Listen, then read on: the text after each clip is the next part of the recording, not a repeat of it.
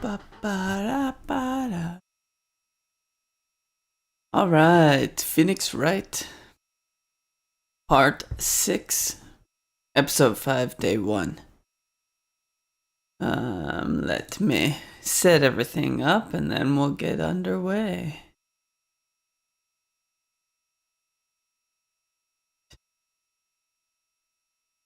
And add the thumbnail, save. Beautiful.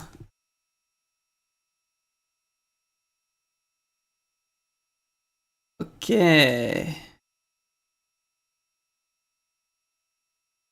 Nice, okay, so we're on episode 5, which is the last episode in the first game. I'm a little bit sick today, so I apologize for being maybe a little bit lower energy. And I'm gonna need to clear my throat sometimes, so apologize for that, but let's get going.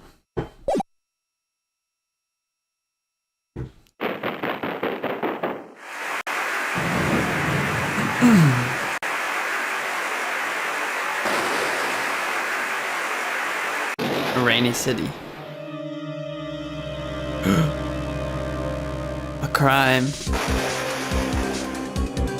A crime. Who is gonna do it?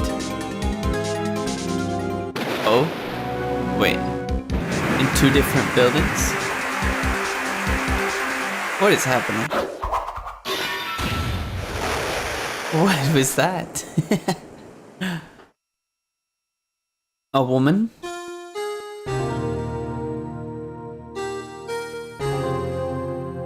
Damn. Been 2 months since Maya left the office. 2 months without a single trial. I've had offers, but none I took. That is, until the day that girl showed up.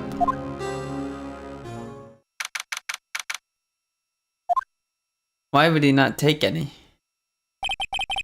Why do I come here to the office every day? It's not like I want to work. Where have you been? My sister's trial is tomorrow. Who's this girl? Who are you? It doesn't matter who I am, it only matters who you are. You think I'm Mia Fey?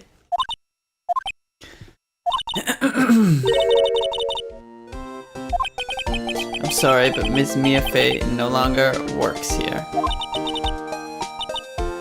The coffee boy? I'm Phoenix Wright, a defense attorney. Wait, you're the Phoenix Wright? The Phoenix Wright from the Edgeworth murder case? Is it that famous? Yes, that's correct. It wasn't Edgeworth who was murdered, though. That's a relief, then. You're better than nobody. I'm afraid I'm not taking any cases right now. The undefeated defense attorney. I'm sorry, but you'll have to try elsewhere. Please, I'm out of time. But please, you have to help. It's my sister. The same situation.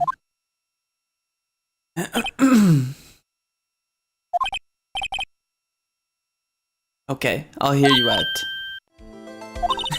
My name's Emma. Emma Sky. I'm a scientific investigator. Alright, tell me about yourself, Emma.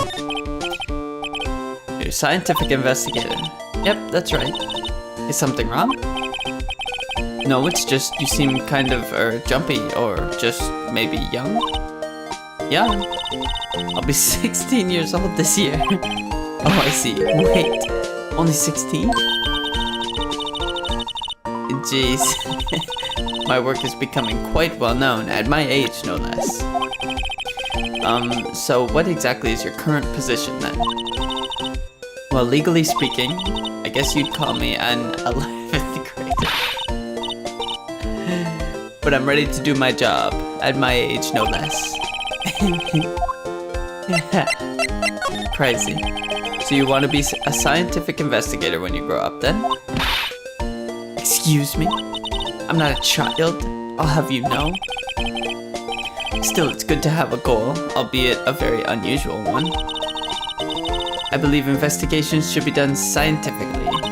Don't you? Yeah. If this case is handled scientifically, then I'm sure my sister's name will be cleared. Your sister? I've been doing research, you know. I'm developing a new scientific method of case investigation. I'll show you when I'm done. I'm looking forward to it. Tell me about the case. So the trial's tomorrow. My sister didn't do it. She wouldn't stab somebody with a knife. She wouldn't. So it's a murder case. I don't care if there's a witness who saw her do it. She didn't do it. I know she didn't do it. It's a scientific fact. And there's a witness? I suppose I will. I promised her I'd bring Mia Fey, but how would she know Mia? Also, if they knew Mia Fey, would they not know that she's dead? My sister asked for Mia specifically. This Mia Fey person was a few years below her in school. She always told me to go to Mia if I ever needed a defense attorney. And well, I need one. Incidentally, Mia is a woman. Now that you mention it, I guess it is more of a woman's name than a man's. Well, it's nice of you to help your sister out like this. You must be close. Well, actually, when she gets like she is now, I kind of hate her. Huh? But she's my only family. What about your parents? Died in a car accident. Jeez. Oh. I'm sorry. Okay. Get the gist of it. Oh, I can't examine her. Move to the detention center. Alright, let's get a look at... I wonder what's wrong with Emma. She got quiet all of a sudden, as soon as we arrived. Guard! I thought I told you I didn't want any visitors. Sorry, ma'am. It's just your sister. No excuses. Did you not want a raise this year? Understood, ma'am. Jeez. Hi, Lana. Funny.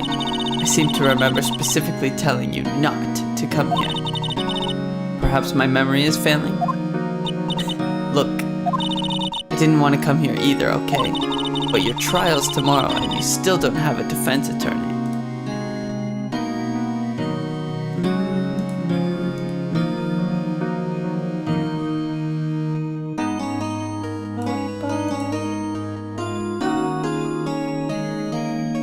Still don't have a defense attorney.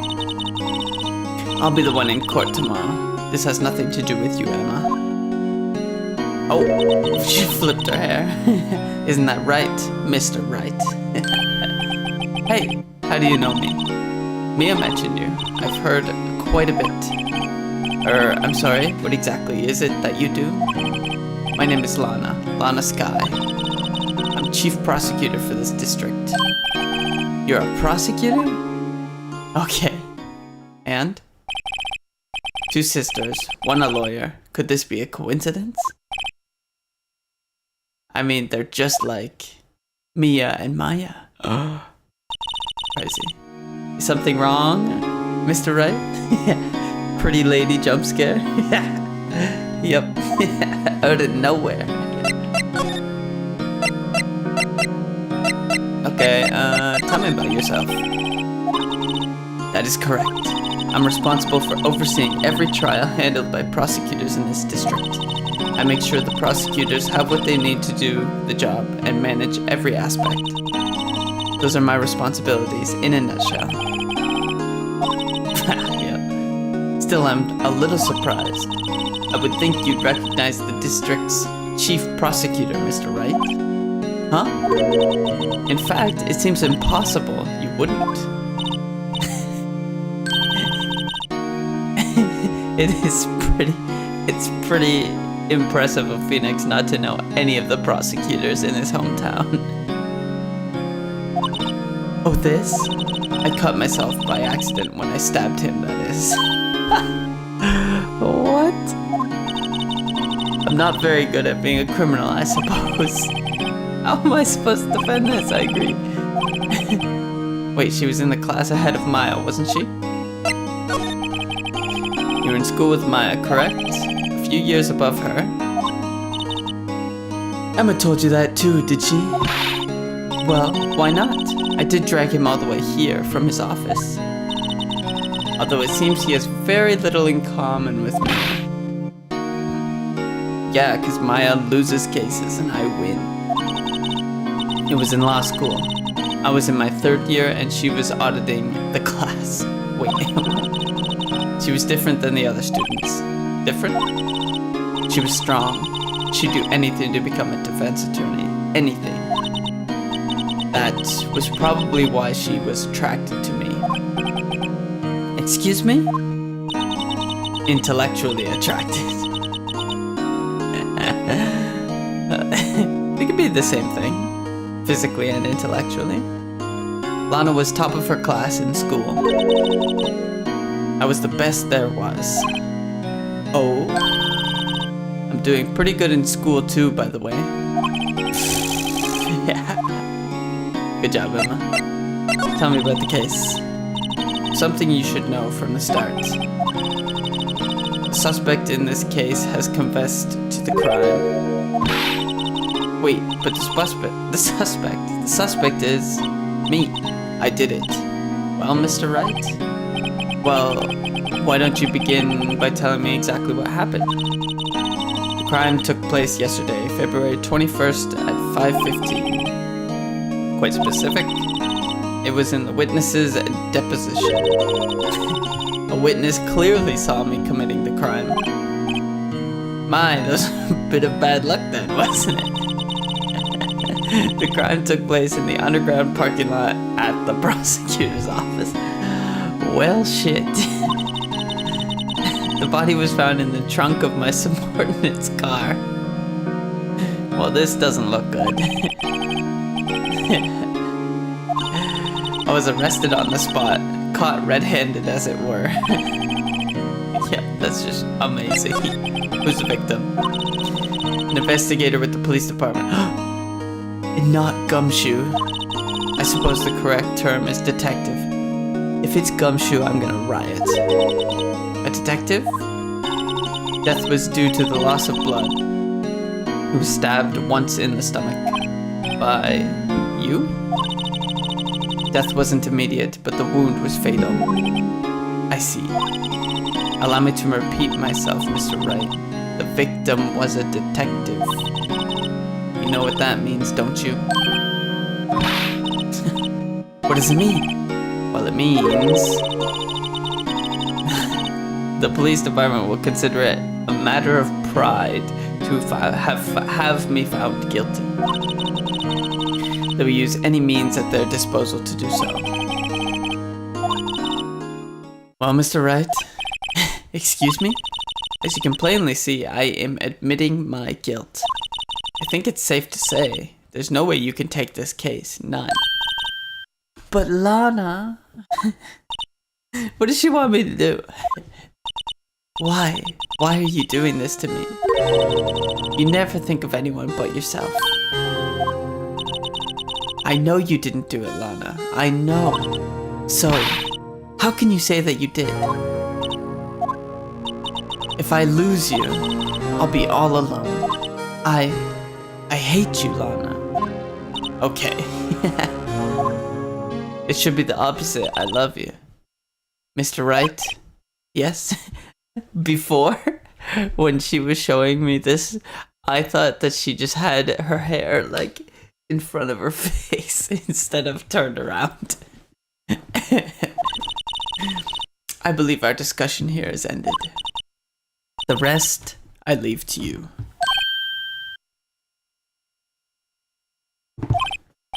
You mean you're requesting my services as your defense? Don't lose any sleep over it. Your client has confessed after all. The case is over. Right. I'll do what I can to get to the bottom of this. All right. I don't know what I'm supposed to do. Something doesn't fit. It's that look in Emma's eyes.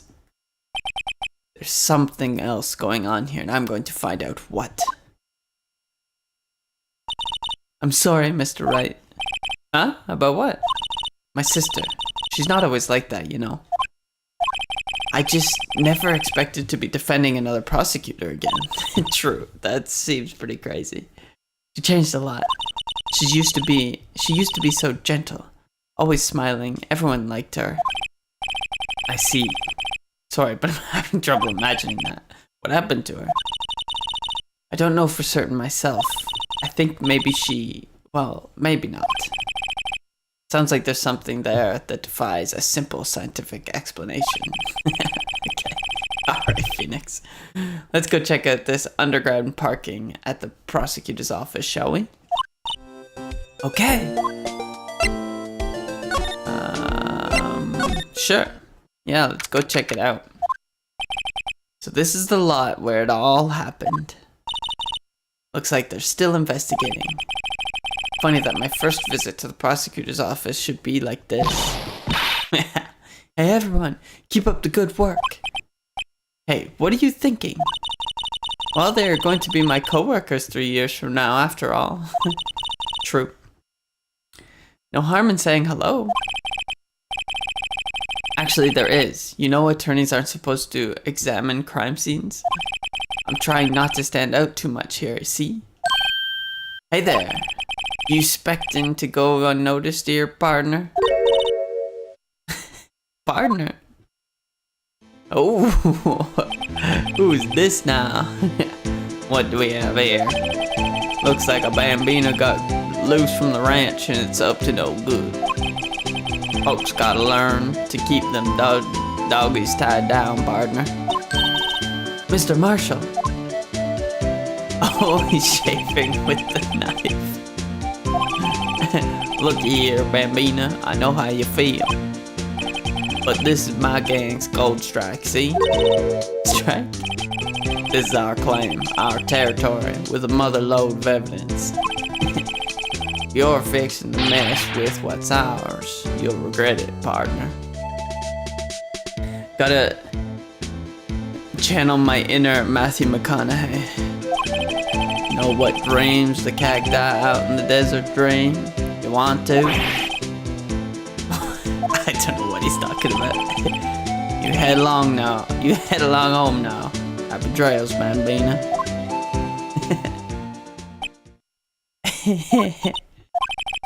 Was that, hombre? Oh, come on, Phoenix. No, hombre. A friend of yours. Kind of, sort of. Yeah, he's a detective. Who thinks he's a sheriff from the Wild West, it seems. Alright. Wallet on the ground. What's this? A wallet? Excuse me, officer. Wait! What are you doing, Mr. Wright? What am I doing? I just found this wallet, so I'm handing it over to the police. I don't believe it. This is real basic. Anything at a crime scene is evidence. Let's be scientific about this, please. Just put it in your pocket. How is that scientific? Foldable wallet. There's something inside. I'm called to duty already, and at my tender age. Here, I'll teach you the trick to examining evidence in detail, okay? By the way, her eyes are sparkling. I can tell she's been waiting for this. Okay, now, look at the court record. Okay? Oh, okay, thanks. You have to be sure to examine evidence carefully on all sides. Now let's start examining from every angle. Oh look, I think there might be a clue here. You should check it out with the press of the A button. Pop it open. This is an ID card. Sergeant Bruce Goodman. See? Well, isn't scientific investigation useful? I guess, though I don't see what science has to do with it. Agreed.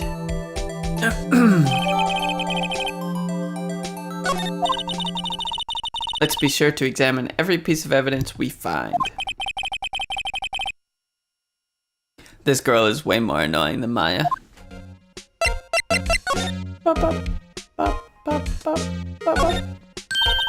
Look, a door. That must mean something. I'm not sure that doors mean anything. A mysterious lock. Mr. Wright, you need to learn to enjoy life more. True enough. True enough. A ladder. That's a step ladder. What's the difference? In scientific terms, please. Look at the basic nature of things, Mr. Wright. Yeah, she does remind me of Maya a little bit. Here, a phone. Let's see if it works. Hey, don't touch stuff we don't need to be touching. My ears! No, my ears! Maybe it's due to the barometric pressure. I don't even know what that means, if I'm being honest. Hey, what did you just say? See? You can hear just fine. The phone's broken. Okay, broken phone. Does that mean anything? An oil drum filled with water? Yeah, no shit, it's filled with water. The drum over here is on its side. Wait, I know. I'll hide in here and do a stakeout. I think you'll probably just get arrested. In fact, you may not even have to hide in the drum to get arrested. What? I'm not suspicious. Okay. Slide. The trunk of the car. Anything else first? No, okay, let's just do the car. Well, no time to waste. Let's get hunting for clues. I wonder what this is. Well, partner, it looks like you have no intention of going home quietly. Sure. Like I said before, this here is our claim. You best be moseying along, unless you're fixing to bite the bullet. Could you just tell us one thing? Who owns that car? Well, the little filly's got a good nose on her. You wanna know who rides in that red Mustang with the body in her saddle, eh? Please. No problem, partner. About time for vittles anyways. What? Vittles? Get yourself up to the saloon up on 12th floor of the prospector's office. Might just find you a cerveza you like. Okay. Where does this guy think he is? And when, for that matter. Note to self, look up Vittles Saloon Cerveza. Well, I know cerveza is beer. In any case, stay away from the car. You can look around here all you like, just keep your paws off our claim. Okay, thanks, buddy. See ya. Great. Maybe there are some clues around here, Mr. Wright. Let's check it out. Excuse me. Were you two all set? Us? Oh, it wasn't the guy anymore. What's this? She couldn't be. You're selling lunches here? This is a crime scene. Hello. Half and half, was it? Oh, thanks. And you, sir? Yes? Some crunchy goodness coming at you. Thanks. This area is off limits to anyone without a clearance, especially passersby, or you officers. No, but you don't exactly look like the type to have clearance. Well, that's hardly a way to greet someone. Even if my days as the cough-up queen are over. Cough-up queen? Sounds weird. You know, I'm feeling kind of full. Maybe I'll pass on lunch. I'm quite connected to this case, you see. The images are burned into my eyes. You might say, yes, all the sordid secrets. Secrets? Dear me, you are a slow one, aren't you? I'm the witness. I'm referring to the murder. The stabbing of that detective. What? A witness clearly saw me committing the crime. Yeah. You mean you're the witness my sister was talking about? Please, cough up, Queen. Tell us what happened. The name is Ansel Star. Don't you go forgetting it. Or before you know it, I'll have you whimpering at my heels. Oh, jeez. Oh, okay. Yes, ma'am. Okay. What you witnessed? What exactly is it that you witnessed, Miss Star? It was a fascinating spectacle, to be sure. I now feel I know what they say when they talk about a woman's wrath. To see Lana Skye wield that knife so. Her knife flashed in anger, bringing him to a sad end. It was truly a sight to see. You mean you saw the very moment of the crime? The sound of his silvery ties to this world being cruelly cut still rings in my ears. So poetic, Angel, so poetic. And the rhythmic beat of Lana Skye's knife. Wait a second, you know Lana Skye? Of course. It's quite a feat becoming the chief prosecutor. How many lunch boxes of sin did she pack to make that journey, I wonder?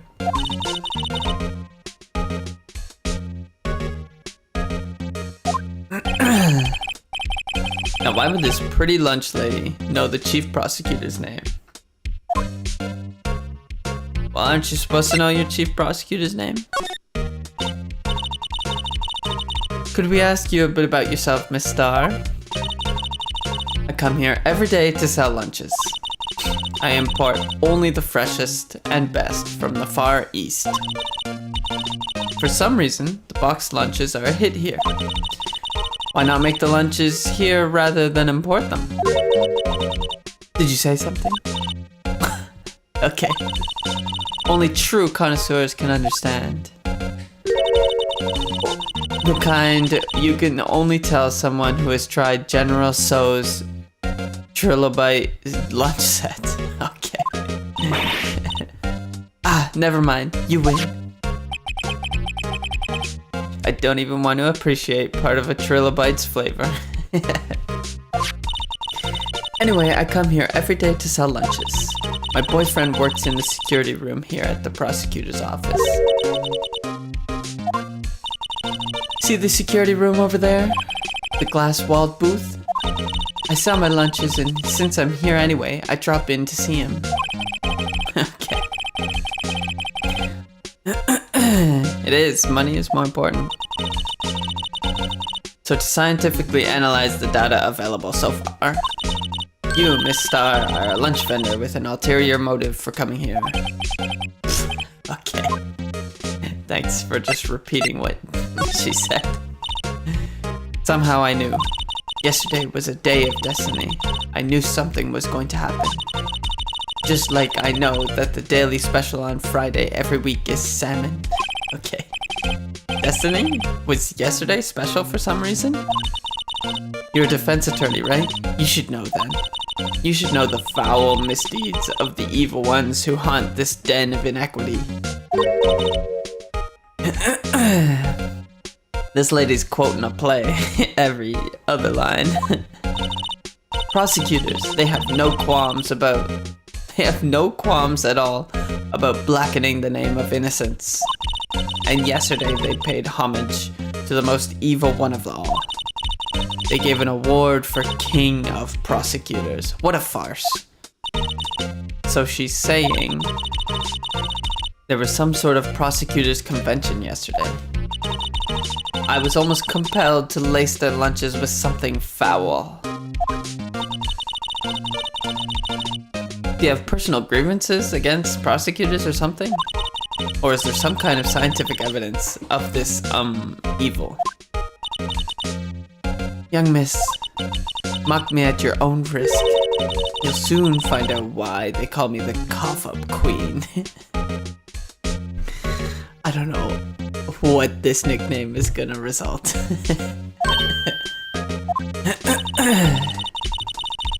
The most heinous of all the evil ones, the one they awarded yesterday.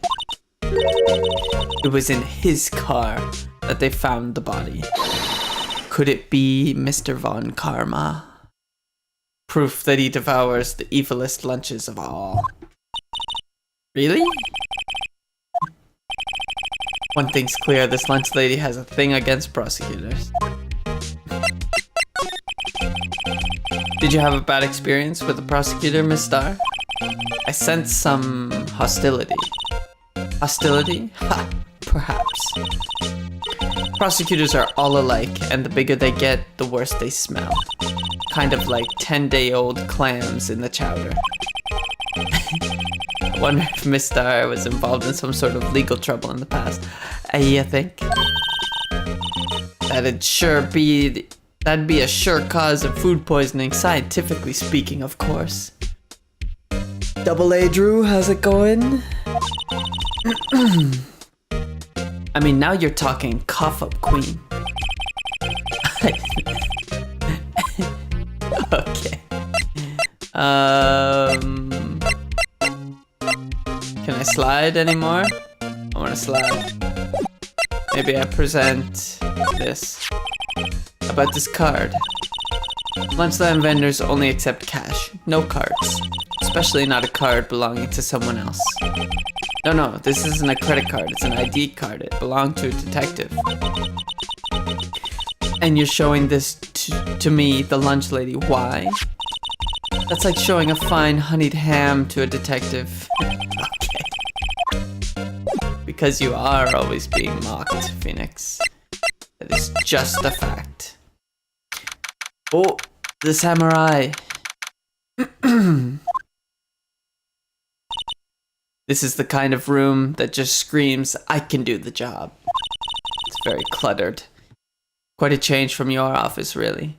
My office is clean and classy. Thanks. Look, there's a trophy or something here. A trophy? What, that shield? It takes real nerve to display stuff like this. Whoever's office this is, they must be a real stuck-up jerk. I wonder who it is. It's gonna be Mr. Von Karma. You never tire of prying into other people's business, do you? Oh, it's Edgeworth. Okay. I was wrong. Long time no see, Edgeworth. Oh wait, or did Edgeworth go to prison? I forget. He might have gone to prison for murder, because the limitation period was on the last day. Ah, Mr. Edgeworth. You know him from somewhere? Of course, I'm his biggest fan. My sister introduced us once and... Right, her sister is the chief prosecutor after all. Well, what brings you here? I'll warn you, I've been known to be a real stuck-up jerk.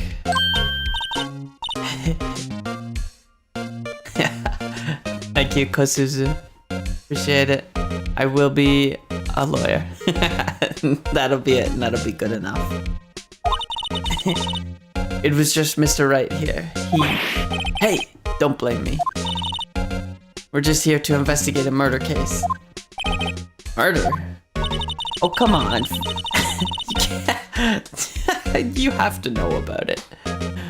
A body was found in this nasty, bright red sports car in the parking lot. That would be my car. What of it? And he doesn't know about the murder that happened in his car? Okay. I'm sick today. I can't imitate her scream. My throat will die. Gotta keep a healthy stock of water. Okay, Edgeworth. To be honest, it's a bit of a miracle I'm still here at all. What do you mean? Rumors. You've heard the rumors about me, haven't you? Miles Edgeworth?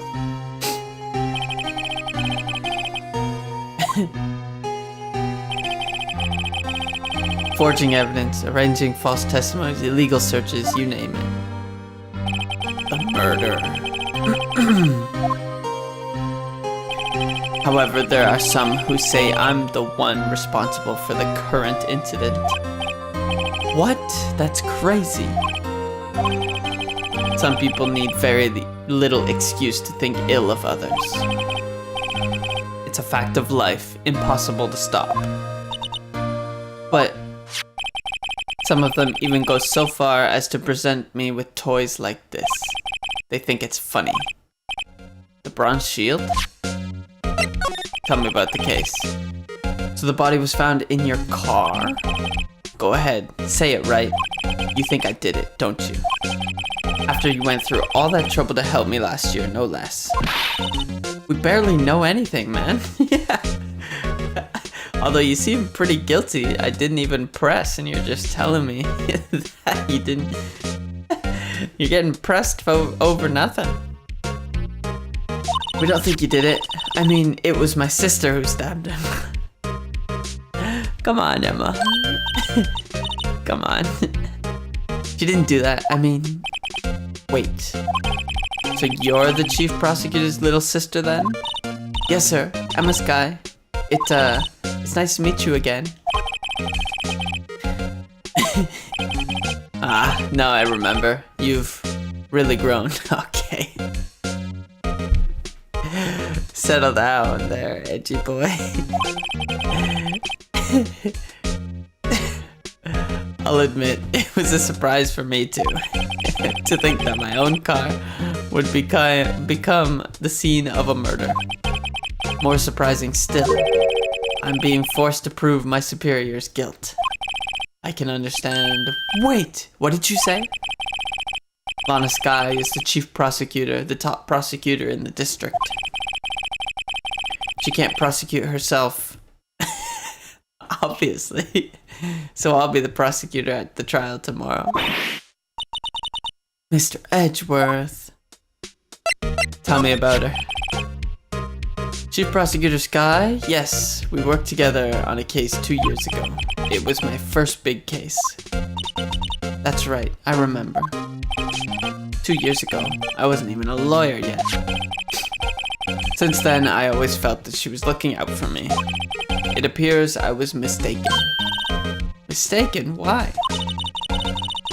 I mean, I know she's not the warmest person, but I'm sure she felt some responsibility for you. Then, why? Why did she stab someone in the trunk of my car? Not only that, she stabbed him with my knife. What? Mr. Edgeworth, your knife was the murder weapon? To be specific, it was the knife I keep in the toolbox in the trunk of my car. How did said person get into your car, Mr. Edgeworth? Edgeworth? Are you sure you didn't do it? Now we pressed him a little bit. You have a strange sense of humor, Mr. Wright. Alright, well, sorry then. Let's look around your office. Hey, a chessboard. I'm not too up on my chess, but it looks like blue's in a bit of a tight spot. Okay. The red knights have surrounded the blue pawn. Huh? Those horses are mounted knights. Their swords have really sharp edges. Check out that poor pawn. His head is kind of spiky. Kind of reminds me of you. Mr. Edgeworth must be an avid chess player. What's wrong, Mr. Wright? I don't think that they're playing chess right on that board. I have a feeling that they've made up their own game. Edgeworth has not. That's just wrong. I've been wondering what the heck is this? A big K. Huh? What's this? It's the King of Prosecutors trophy. It's a great honor. They send that shield to the best prosecutor each year. What? So? Oh, that K, that's... K stands for king. Yeah, you got a problem with that? I didn't design the thing. A little bit misogynistic, huh? Queen can't win? King of prosecutors, kind of like employee of the month, only better.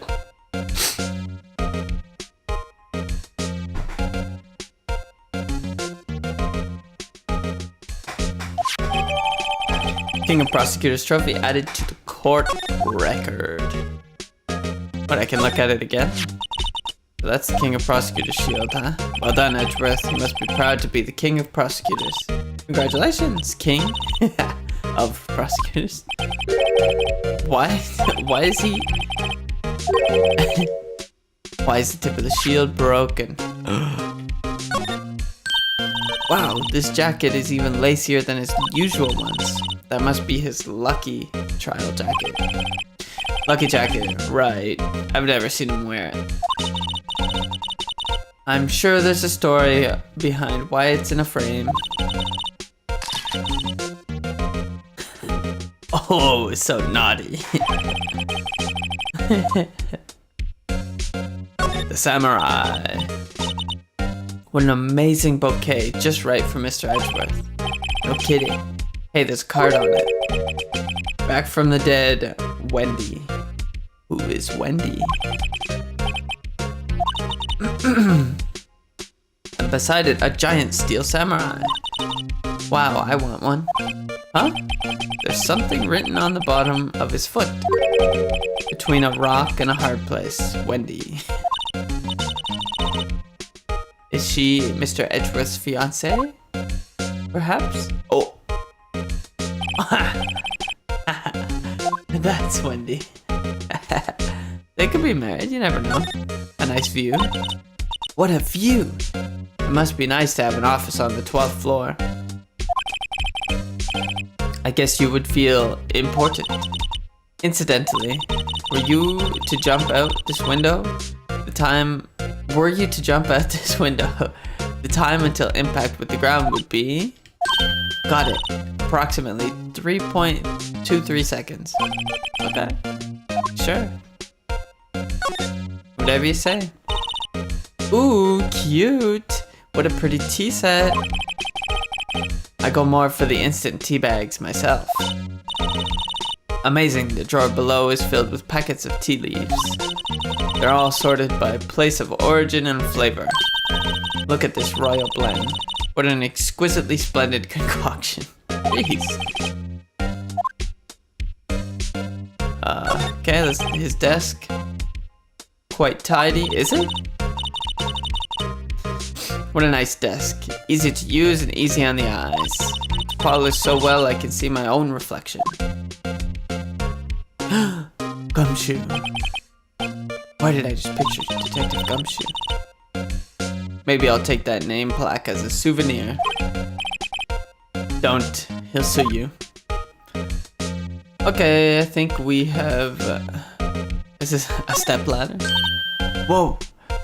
These are all case files? They're stacked up to the ceiling. There's even a ladder. Odd. I thought Edgeworth wasn't good with heights. It must have someone get them for him. Mr. Gumshoe. He must study these case reports so closely. He's so cool. You wouldn't say that if you saw him sweating bullets. Okay, maybe I can present this to him. Basically, this says you were the best of the best last year, huh? You can take that foolish grin somewhere else, right? I lost a day of work to receive that tragedy. Travesty. I had to go to the police department to receive that broken shield. Police department? Yes, right next to the police station downtown. You've been there before, haven't you? Where Detective Gumshoe works? Yeah. I was wondering something about your shield. Why is it broken? What does it matter? I've got more important things to worry about. Yesterday was a very busy day for the prosecutor's office. Maybe we should ask him more about yesterday? The day of the crime. Yesterday was the annual cleaning day at the prosecutor's office. Working with the police department, we sort and file all evidence for solved cases. We call it evidence transferal. Wiping your hands of old cases, in other words. Oh, and another thing. A ceremony was held at the police department. There's an annual review and awards for outstanding police officers and prosecutors. And that's when you got the shield. I was at the police department yesterday afternoon. I got back here at 5:12. Murder 5:15. Very precise. People like myself and Mr. Edgeworth pride ourselves on our precision, Mr. Wright. No, I place little faith in my memory. The only thing I trust is solid evidence. Parking stub. This is the parking stub from the underground lot. So the murder happened right after you got back. What, right? I'd appreciate it if you directed suspicious glares elsewhere.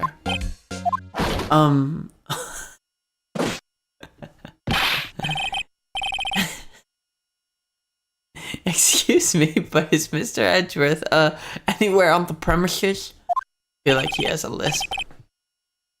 I'm Edgeworth. What is it? I'm here, sir. At the request of the chief, sir. I've got your report, sir. Report? What? Did you find new evidence in the case against Chief Prosecutor Sky? I don't like the way this conversation is going at all. Sky, sir? No, sir. No name of that kind, sir. Not in this report, sir.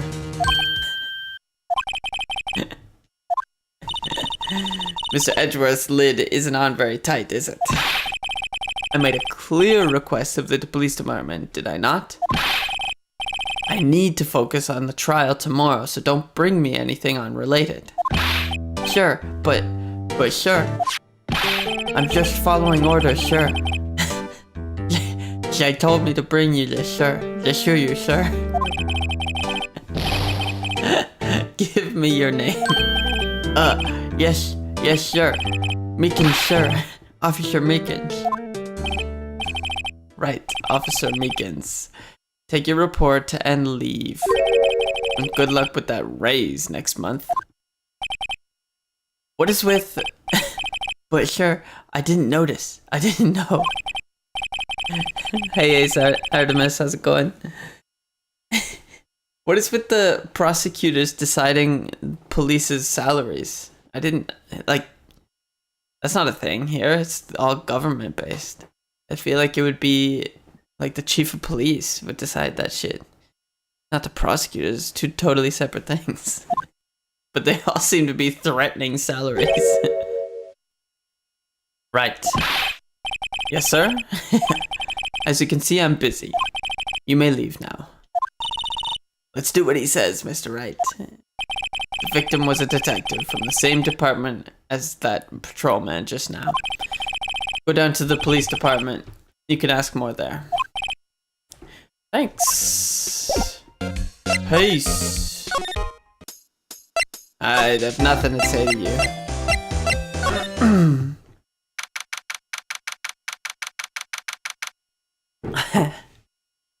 Well, I'm in my third year of law school. If the only problem is I know Canadian law because I'm from Canada. So if you're in America, then it'll be slightly different than what I know. There's the mascot that we saw before. Oof, we're finally here. Why would they put the police department so far away from the prosecutor's office? Beats me, that took almost 30 minutes by taxi, and traffic wasn't even that bad. The police department, huh? I've only ever been to criminal affairs next door, Hold on, what's that?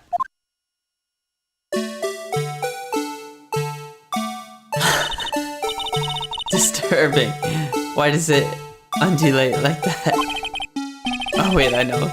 This is the Blue Badger. They're trying to make him the police mascot. Wow, Mr. Wright, you sure know a lot about the police. Still, he does seem familiar somehow. Forget the Blue Badger. Who's that next to him? Oh, European. Okay, so depends where in Europe you're from, because we're very similar to like the UK system, but very far from anything like France or any other system. I forget what they call their system, but we have an adversarial system, which is what this game runs on, where there's a prosecutor and defense. And in some places in Europe, it's like a collaborative system, where it's the truth. They're just trying to come to the truth. Ireland. Okay, so it'll be very similar to your system then. Someone appears to be dancing with the Blue Badger. Almost identical, actually. He sure is running over here fast. Hey, okay. Whew. Gumshoe's not the one that's dead. I'm happy about that. Hey, pal. What are you doing here? That's my line, Detective Gumshoe. Specifically, why were you dancing over there? What? Well... Hey, I'll have you know I'm a very busy man, pal.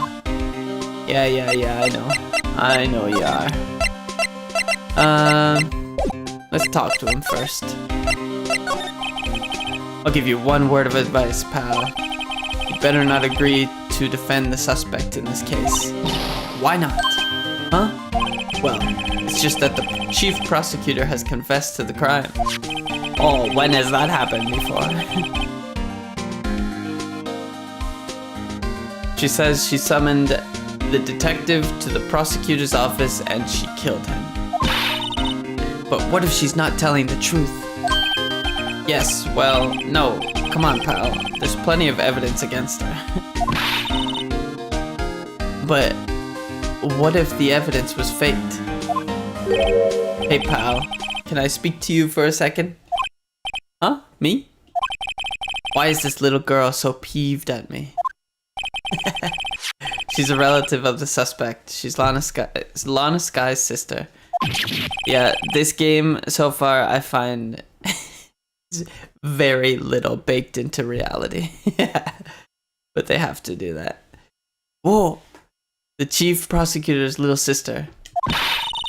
Just please investigate this case carefully, okay? Scientifically. Yes, sir. Oh, by the way, you might want to keep your voices down. You don't want to be overheard using words like faked. It's a sensitive issue with us these days. I mean, a detective was killed, so I do understand. So, what are you doing here, Detective Gumshoe? Me? Oh, well, nothing really. They kicked me out of criminal affairs. Why? Why? What did you do this time? What do you mean, this time? Then what happened? I know things are busy right now. I mean, with my sister's case and all. It's true. We've never had a chief prosecutor murder anyone before. Only the highest ranked people are being led into criminal affairs now. The lowest ranking guy in there is our chief of detectives. They're not letting any of us rank and file detectives in at all. None of you? Okay. So anyway, I thought I'd spend the day getting the badger dance down pat. Okay, sure. Isn't there anything else you could be doing? The chief of police himself is directing this investigation, pal. Yeah, it's just forged evidence. Yeah. It's a form of perjury. So like lying in court, which is a criminal offense, so yeah, can't do it. And Officer Marshall was assigned to the underground parking lot. Officer Marshall? Now that I think about it, Emma did seem to know that Marshall guy. A patrolman in charge of a crime scene. It's unheard of, pal.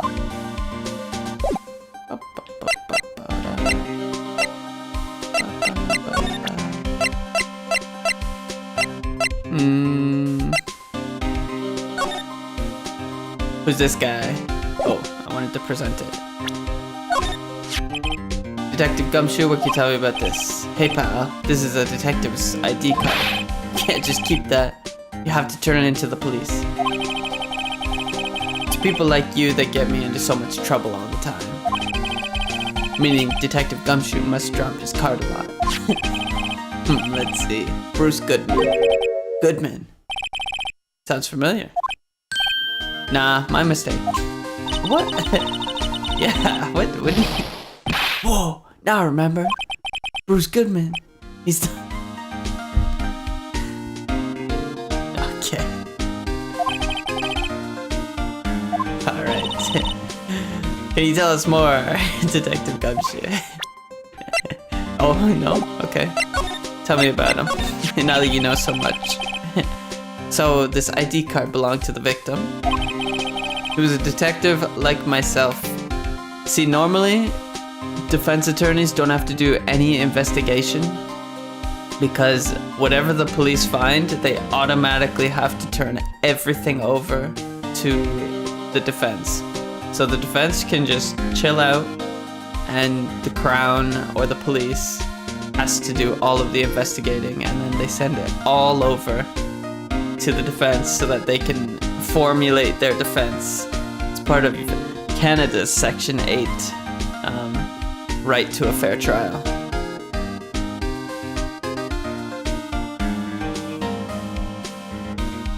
No, you can't.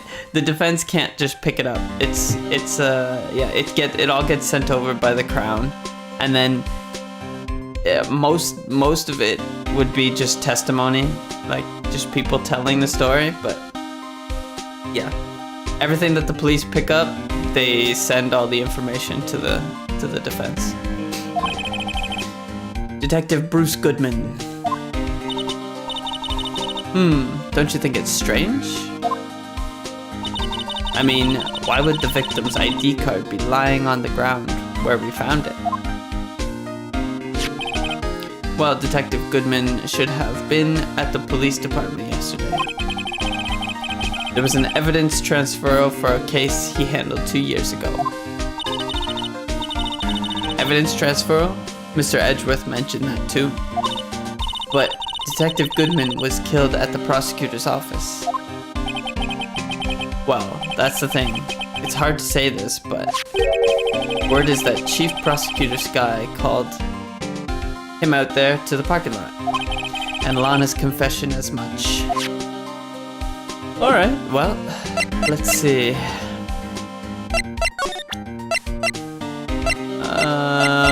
Know anything about this? Hey, that's it! That's the King of Prosecutors Award that Mr. Edgeworth got yesterday. Were you at the award ceremony, Detective Gumshoe? Of course, pal. I got an award for diligence myself.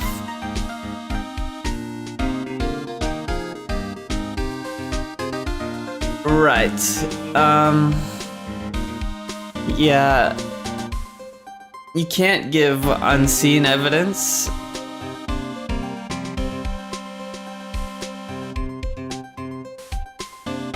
Right. Yeah. No, you can't give unseen evidence. You kind of have to, like, present your case. It's hard to explain. You can't just hold something back. And normally you, as the defense, you wouldn't have any ace up your sleeve like that. It would always be, like, yeah, testimonial. But evidence would be your ace up the sleeve.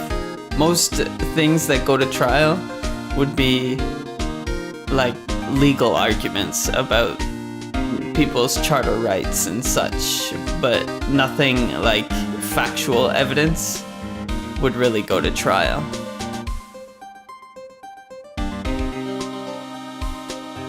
I see. So there's a lot less trust placed in the police in Japan, I see.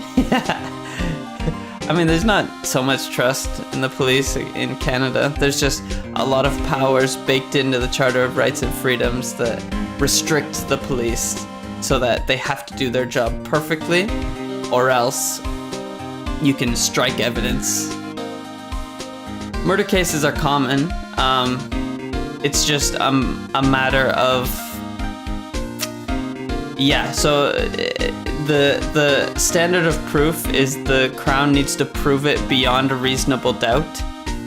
And if there's any reasonable doubt, then they're innocent. So what normally happens is the case will be the Crown presenting everything, and then the defense just saying, well, that's not enough, and here's a little hole in your evidence, not because of this other evidence, here's why you're wrong. It's, nope, that's not enough to establish the burden of proof that you are set to. So the defense doesn't want to do any work for the Crown. They just let the Crown do, the prosecutors do what they do, and then they say, nope, not enough for this and this and this and this reason. So they usually just won't present any evidence. And the murderer never takes the stand, or the accused never takes the stand, because then that gives the prosecutor the chance to ask them questions. And then they'll get them to slip up and something will come out. So you just sit back and hold the Crown to their high burden of proof is usually the strategy. Trust me, law court in Canada is not very interesting. It's very boring and very long. And yeah. So that's normal court, not Phoenix Wright court. It's a lot more interesting in this game. I was wondering, why is the award a shield? And why is it broken? Well, there's a reason. I'll tell you what it is later. Okay? I want to know why it's broken. But I was proud of Mr. Edgeworth for winning that award.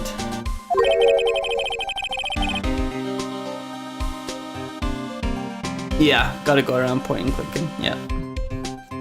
Even with all the naysayers in the prosecutor's office.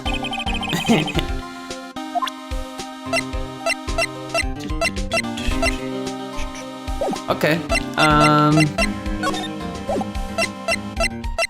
we can examine. Tell me about this guy. What? The Dancing Blue Badger? It's my masterpiece. You made this, Detective Gumshoe? The chief threw together some designs and I just did my thing, pal. It's battery powered so it can go anywhere. There's no switch, so it just dances. It just dances until the batteries die. Poor Blue Badger, fated to dance until he drops. I don't understand what this Blue Badger is gonna do for us in court, but the detectives in there look pretty busy. Just imagine, right now, behind those doors, a police drama in action. Somehow the thought fails to excite me. Yeah, a lot of the interesting things happens with the investigation and the police. And then once we get to court, that's when it's pretty boring. At least in Canada. In America, they have a lot more, we'll say, drama. Sure, you can get a lot more interest. It depends what you find interesting. Like, there's a lot more legal arguments you can make.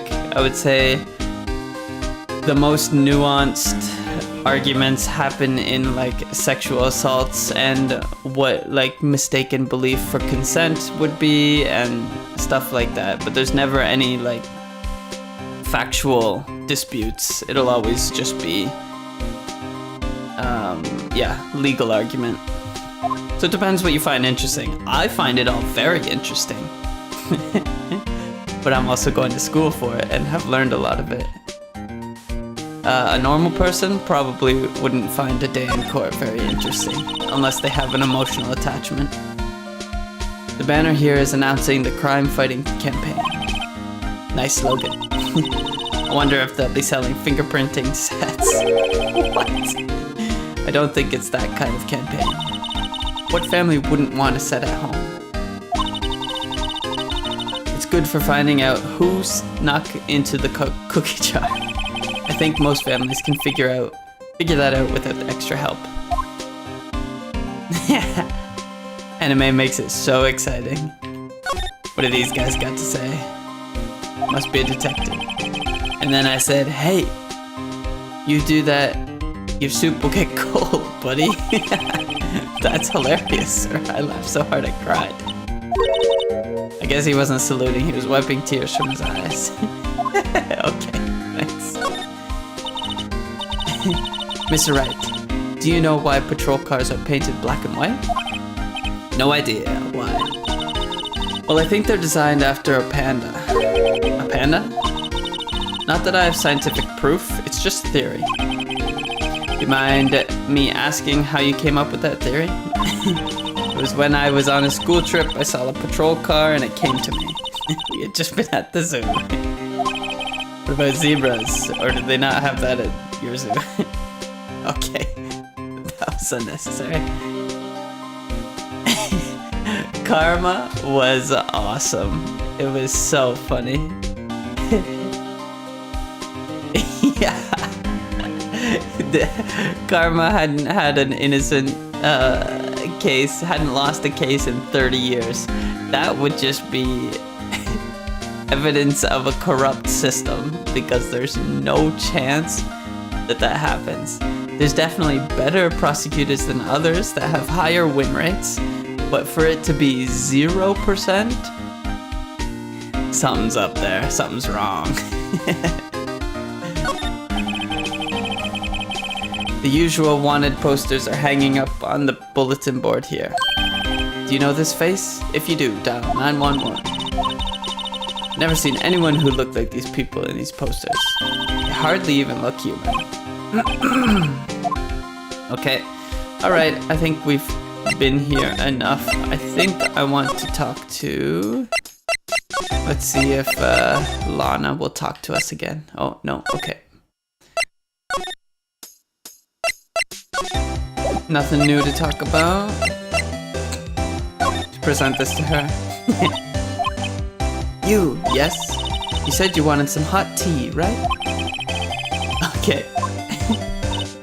You must have had to brew the leaves for a long time to get rich flavor like this. We pre-infuse the leaves with steam before brewing. Okay, enough about tea. Yeah, wasted time. Present this. Could you take a look at this? You. Yes? Okay. No, I don't need to know about the tea again. I don't think she's gonna give us any more information. Maybe Mr. Wright will, or... Never mind, he's not here to talk to me. Maybe...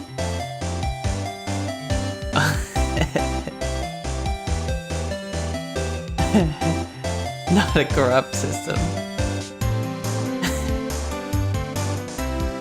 Right, 99.9% conviction rate sounds good. I mean, Canada's is very high. It's close to 90%, but that's not because they, it's not because they force everybody to go to court. It's, yeah. So most of the time they'll say, look, here, we have enough, so you're guilty. And most people will just go, okay, yeah, we're guilty. And then we figure out how much time they should serve or whatever. But yeah, so you are right that most systems are, it's built in that 90% of cases, 90% will be convictions, because yeah, otherwise they'll just throw it out if they're like, okay, we clearly don't have a strong case, so let's just let this guy go.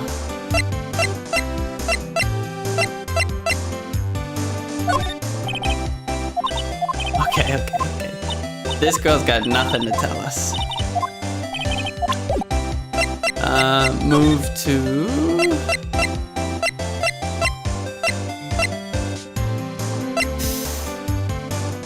Police department. I feel like I talked to him about everything. Maybe the murder weapon? Found Mr. Edgeworth's car, stabbed with Mr. Edgeworth's knife, huh?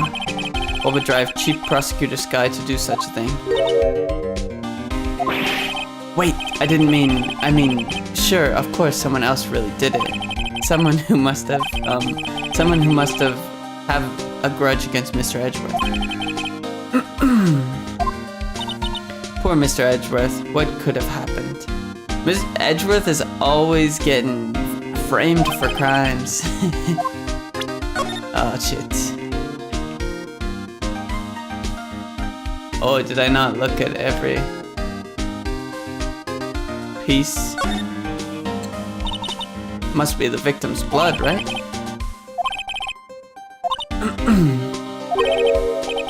In the wild? I think my fruit peeling theory is more likely. He's an outdoorsman. Wait. Can we get it? Okay, well maybe we wanna look at this.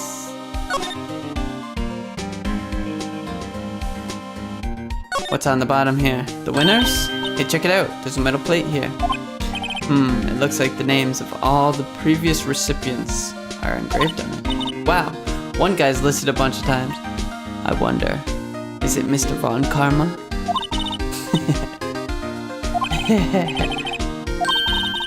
Well, wherever he's from, he must have been an amazing prosecutor.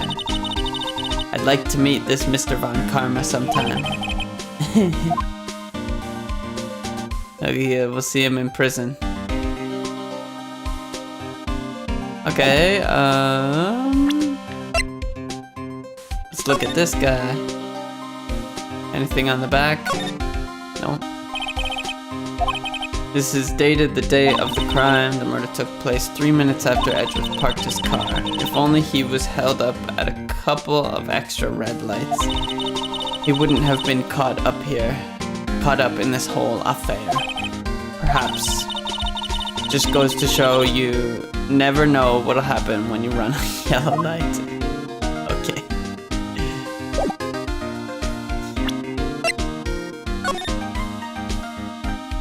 Okay, can't do anything about that.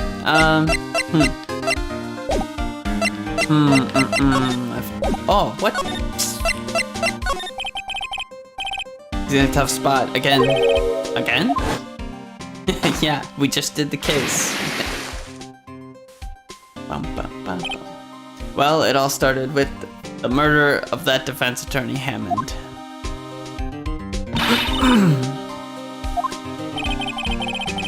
Listen, pal, there have always been rumors about Mr. Edgeworth. Forging evidence, making deals with witnesses. Nothing outright, but there were always whispered rumors. Ever since he was accused of murder, no one's whispering, they're practically shouting. But there's no evidence against him. While Mr. Edgeworth has always had unusually strong ties to the department higher-ups. It's only natural that people would be suspicious.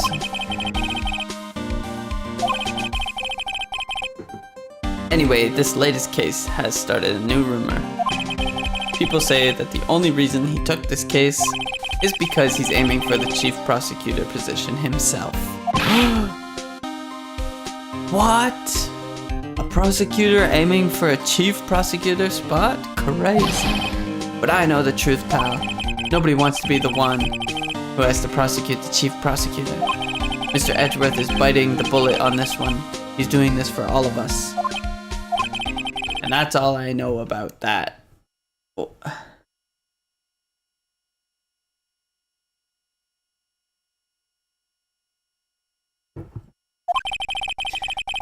I'm not officially on the case, you know. Thank you. Why aren't you handling the case, Detective Gumshoe? We met the guy who is. What was his name? The guy in the parking lot? That'd be Officer Marshall. He was appointed by the Chief of Police. Officer Marshall. Is he some kind of Wild West sheriff or something? Whew. Man, this cold is getting to my brain. It's hard to read. No, Jake Marshall's just a regular officer from West LA. For a moment there, I wasn't sure. Look, pal, let me try to make things a little easier for you. Show them this, and they'll let you examine the crime scene, maybe. Detective Gumshoe's letter of introduction added to the court record. Alright. Let's go to the scene of the crime.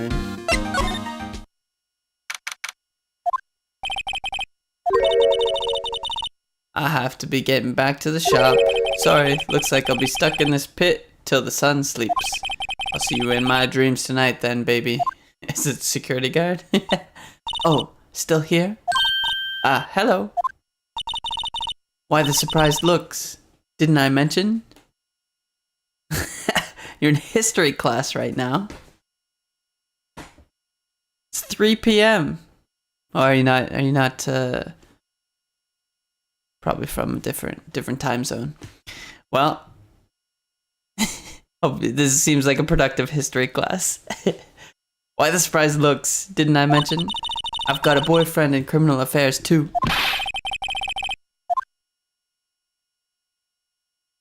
Oh, hey, what's wrong now, Bambina?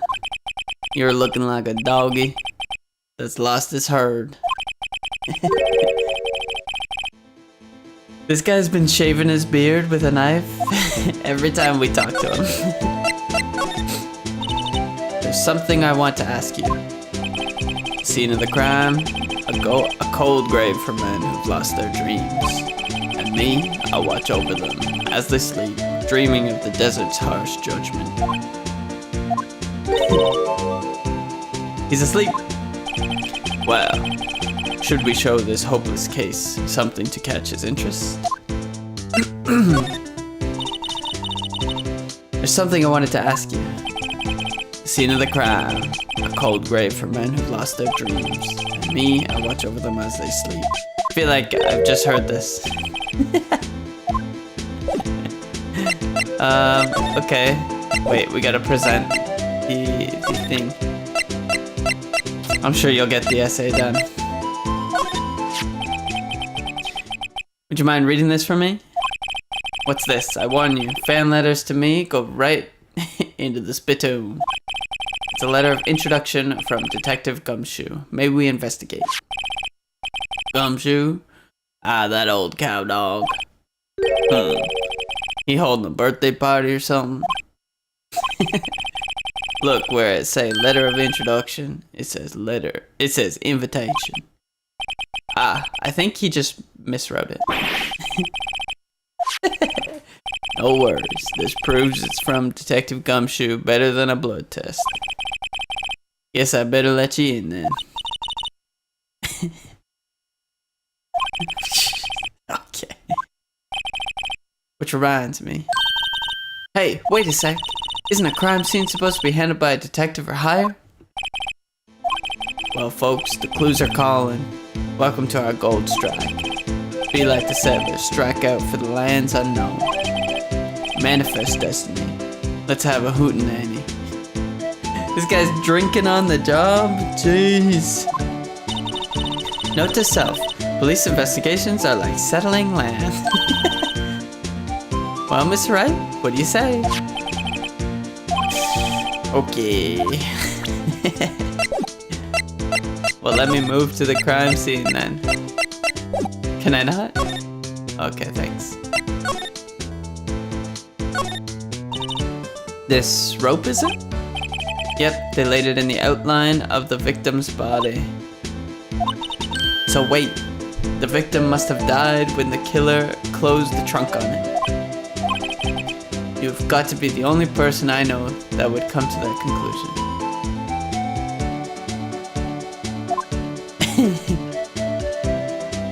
Cell phone. Scientific analysis would suggest this belonged to the victim. Can't think of anyone else it could belong to. Check it out, baby.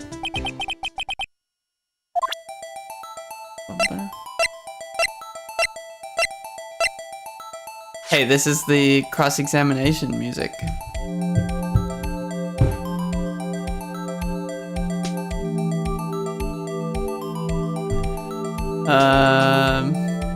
Open? This phone's still on the redial screen.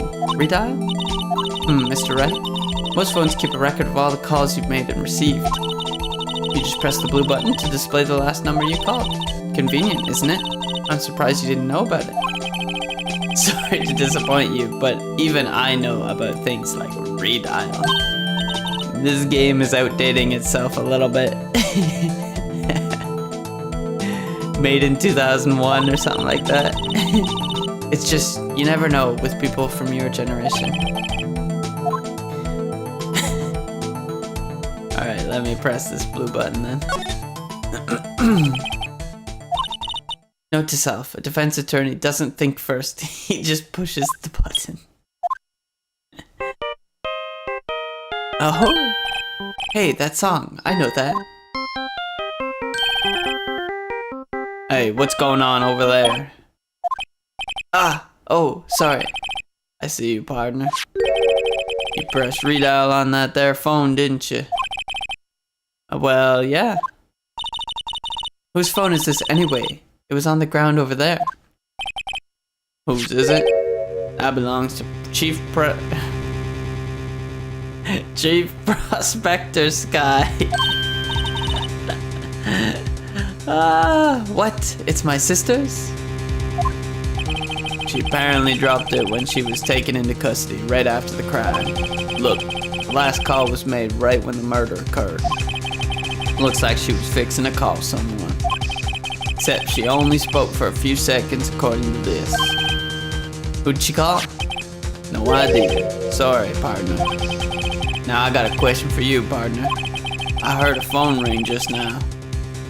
One of those new fangled ringtones. Oh, I'm sorry, that was my phone. Your phone? Yeah, it's kind of strange, but someone called me right as we picked up the other phone, a wrong number. I hope you're not lying. They shoot you for that in Texas, partner. Alright. Am I playing this before or after completing the rest of the trilogy? I just did the first 4 episodes, and this is the 5th one that I'm doing. So I'm playing I'm just playing the trilogy in order, 1 to 4, and then doing 5 now, and then gonna do the rest after. I did all of the Turnabout series. This appears to be where up to the car. Oof. Brain is foggy. The crime took place in the underground parking lot at the prosecutor's office. The body was found in the trunk of my subordinate's car. Why, is that not the order you're supposed to play them in? Quite a luxury car, it just screams I have money to burn. Yeah, prosecutors get the big bucks. Well, kind of true in Canada. It's the same. Mostly the same. A block. This area is reserved for prosecutors. Defense attorneys are relegated to B block. I dream of the day when I will be able to park my car here. I'll go over to B block to buy my hamburgers from you, Mr. Wright. I'm not planning on giving up my job that soon. Some people play this case after finishing the entire trilogy because it was added after. Oh, really? Huh. Well, no, I saw episode 5, so I said, sure, I'll play episode 5 after episode 4. Sounds like it should. This is where the cars leave the lot. Yeah, it's the entrance there. It's plainly an exit. Or maybe it's both, kind of a dual purpose. Aha! The theory of relativity. What? I've got to write this down. Hey, Mr. Wright. Maybe you know, was Mr. Relativity German or was he British? Mr. Relativity? Are you sure that was his name? The theory of relativity? Wasn't that like Einstein or something? Or was that a different one? This wall is in our way. It's got a faucet for water. Wait, I know. This wall is merely a facade hiding the truth. This is no wall, but a water tank. I failed to see how it makes any difference either way. Okay. Let me try this phone again. I gotta pop it open every time. What if I redial it now? Oh. Alright. Fine. Fine, I won't press it again. Okay.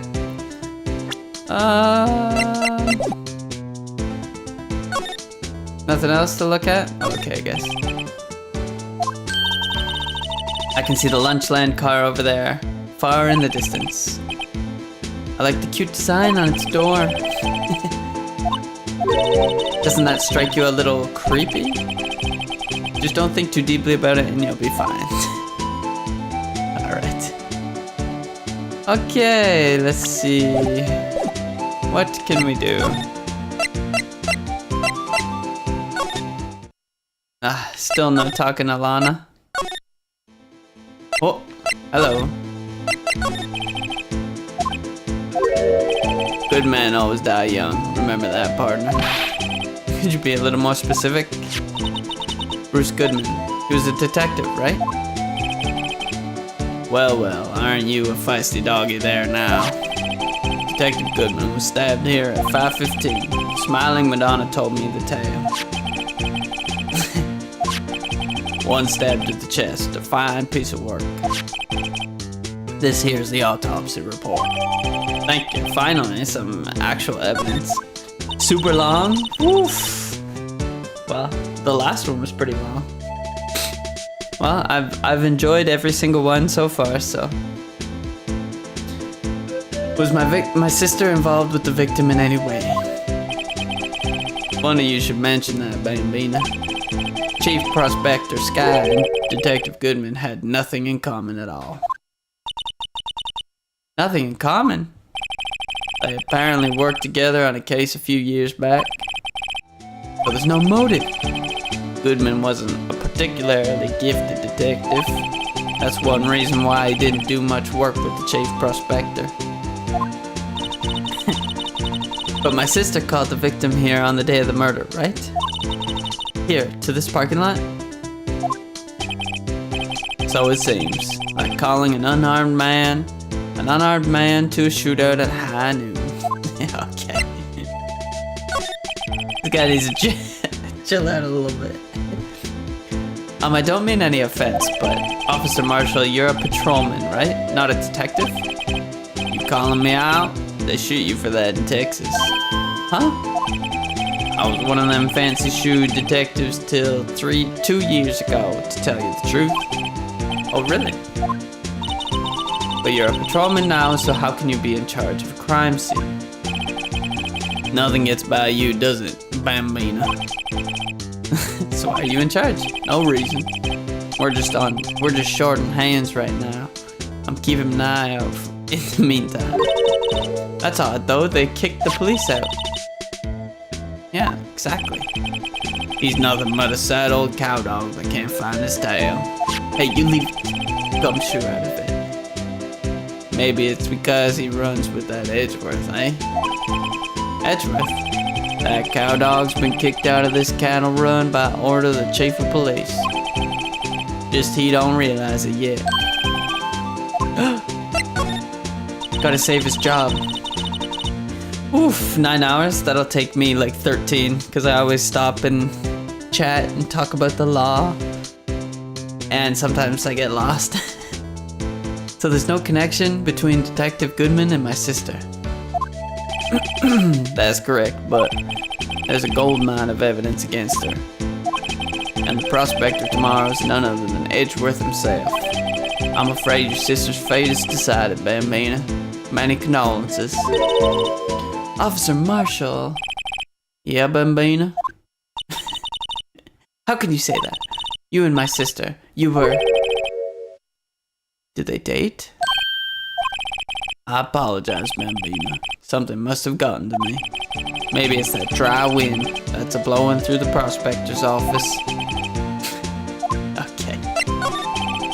Suspicions about Mr. Edgeworth have been flying around now for nearly 2 years. Forged evidence and arranging testimonies, you mean? He was unbeatable because he did whatever it took to win. Unbeatable, that is, until he met you. Yeah, we beat him twice. But rumors are just rumors, aren't they? These are prosecutors we're talking about. Evidence is everything to them. If you follow the rumors about Edgeworth to their source, you find one person. But they're off limits, untouchable, you might say. One person? Who? Hate to say this, but it's your sister, Bambina. Chief Prospector Lana Sky. What? My sister? Edgeworth couldn't rustle all those cattle by himself. Some people load their guns with bullets. Some people load them with deals. What you're saying? Edgeworth was making deals to win trials? Where there's gunshots, there's bound to be bullets.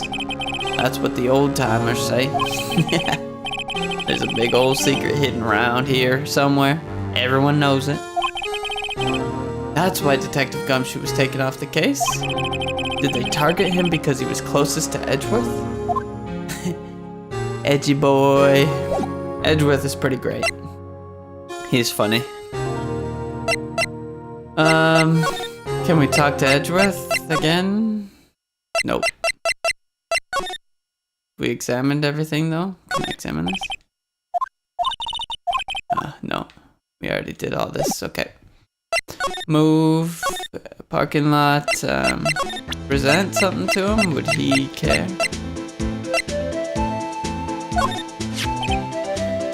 A toy shield. Suits the boy well.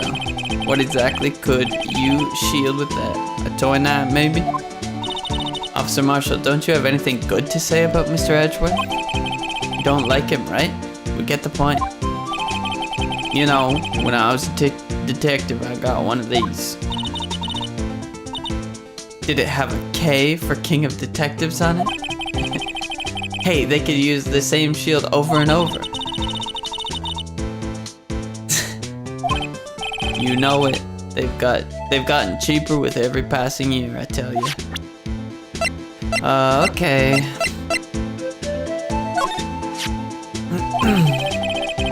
This is Detective Goodman's ID card. Strangely enough, we found it a good distance away from the crime scene.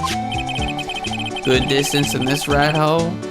If you want distance, get yourself to Texas.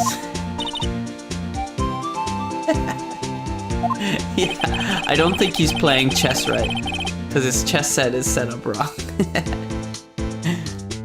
This is a tiny little crime scene in a tiny little town with tiny little evidence.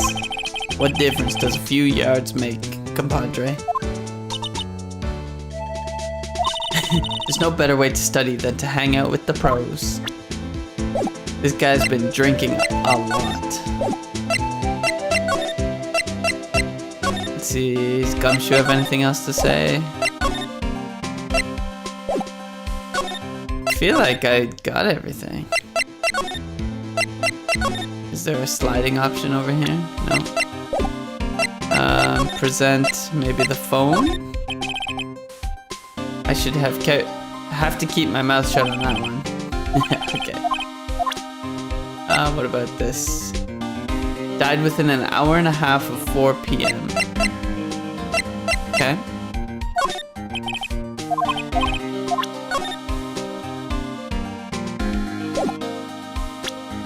Oh. Bruce Goodman in time. Cause of death, loss of blood from chest wound. Assessment, wound caused by a 4.5-inch knife. A single stab wound was found. Okay. Maybe we go back to the office. No. Nope. We got everything. Maybe we should present something to her though.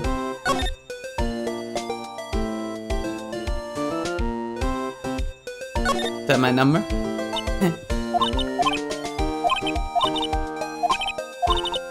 Well, that's no fun.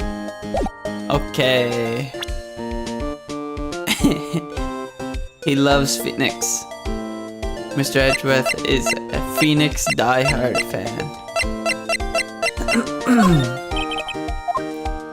Defense attorneys have a tendency to want to show people things. Okay, so if I show her everything, she'll do the same.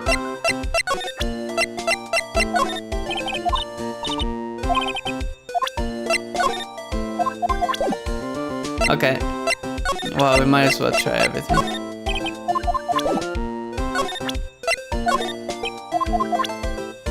Okay. So not here.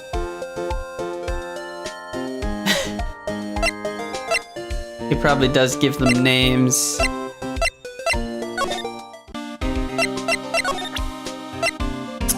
We presented him all of this stuff. So it must be this guy that we gotta talk to. We examined everything, I believe. A block, slide. Door, ladder, that thing, phone.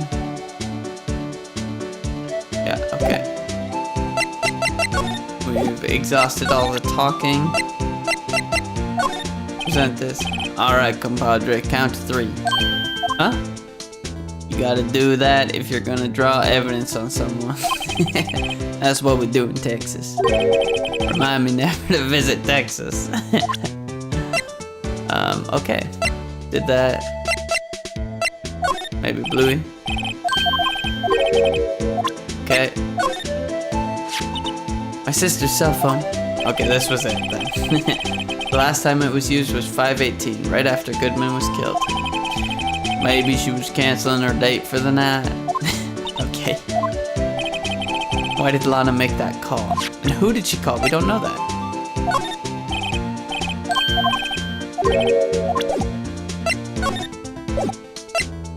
Okay, now what? I feel like I'm going in circles. And I've accomplished everything.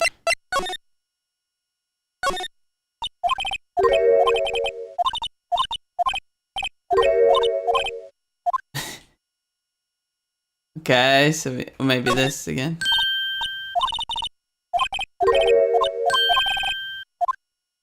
We did all that. Blue's in a tough spot. Couch.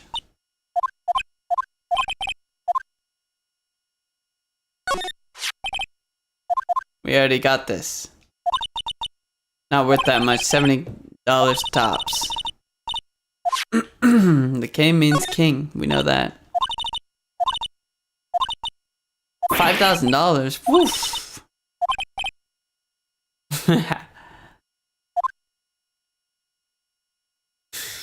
Nope. Okay, nothing in here. It's gotta be. We gotta talk to this guy. Yeah, so we present it. Let me present this to him. I see your badge. Beam of light illuminating evildoers who come in the dark at night. Sheriff's badge. Okay, yeah, we did that. We just did the knife. He got the king of detectives. Parking. Prospector's bright red steed came in at a trot, real slow like. My Madonna tells me the crime occurred 3 minutes later, so it seems the chief prospector was lying in wait, maybe waiting for a prince to ride in on his bright red horse.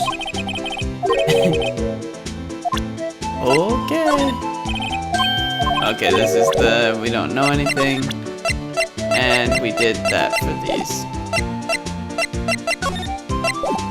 I feel like I've examined everything, I've shown everything. is ridiculous. What am I supposed to do? I already examined this.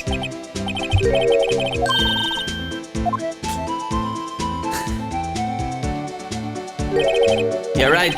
Let's see. 67S12-2. There's a name printed on the paper above that. Good.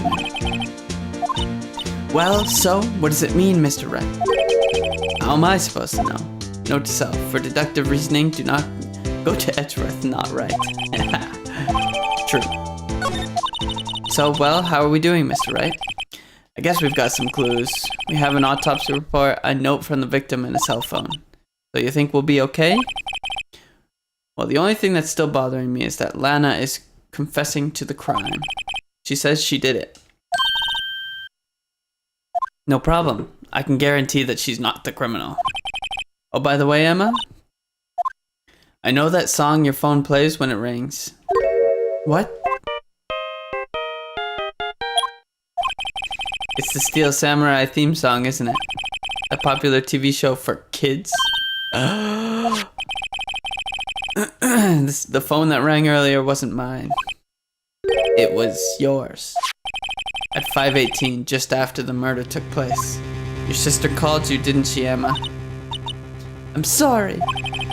Can you tell me what you talked about? She hung up right away. I see. I see. What that tells us, I don't know yet. I've got a bad feeling about this. Like, maybe I still don't know everything that went on here. You don't.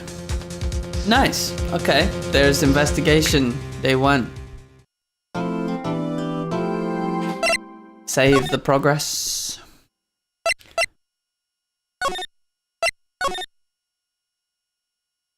What time is it? 3:44. Okay. I am going to go to the washroom, refill my water, and then we will do trial day. And that'll be good for today, but we'll do trial right after this. Give me 2 minutes.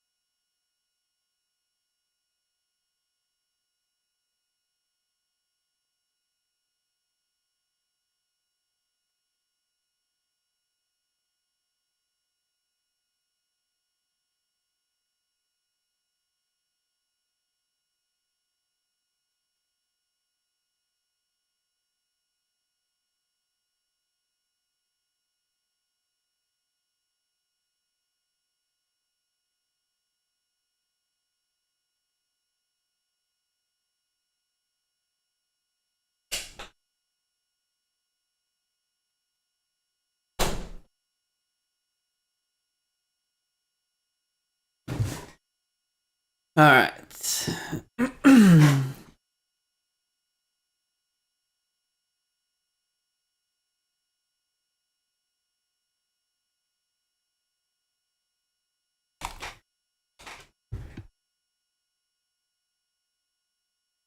It's trial time.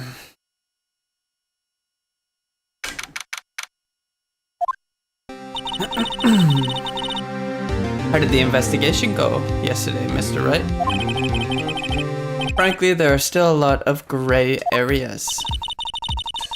Or rather, the whole thing is one big gray area. Don't worry about me. No matter what the outcome, I'm ready to accept my fate. I believe in you, sis. Mr. Wright, let me offer you a word of advice. Yes? A defense attorney should never believe their client. That's ridiculous. The defendant is called to trial because they are suspected of wrongdoing. Never forget that. Miss Sky, you remind me a lot of Mia. But there is one decisive difference between you and her. You're not a defense attorney. Yeah, shut up, bitch. I believe it's almost time for the trial. Good luck, Mr. Wright. Why does she feel like she's not on my side? My first trial without a Fae helping me. No one's going to bail me out this time. I'll be alone in there. So I have to discover the truth all by myself. Let's do it, Mr. Wright. I'll be with you the whole way.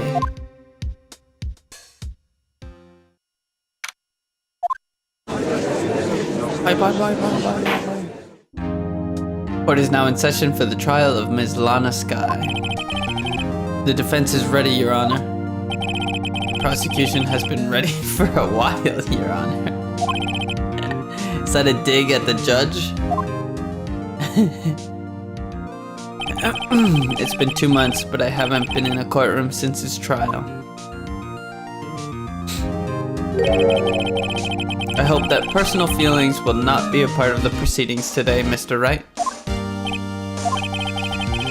I will choose the path I think is right, regardless of what those around me might say.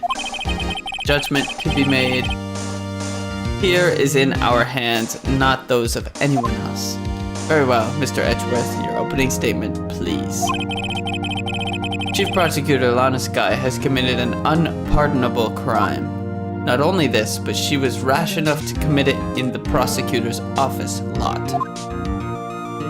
Wow, he's much more forceful in person. I suddenly feel like confessing to everything.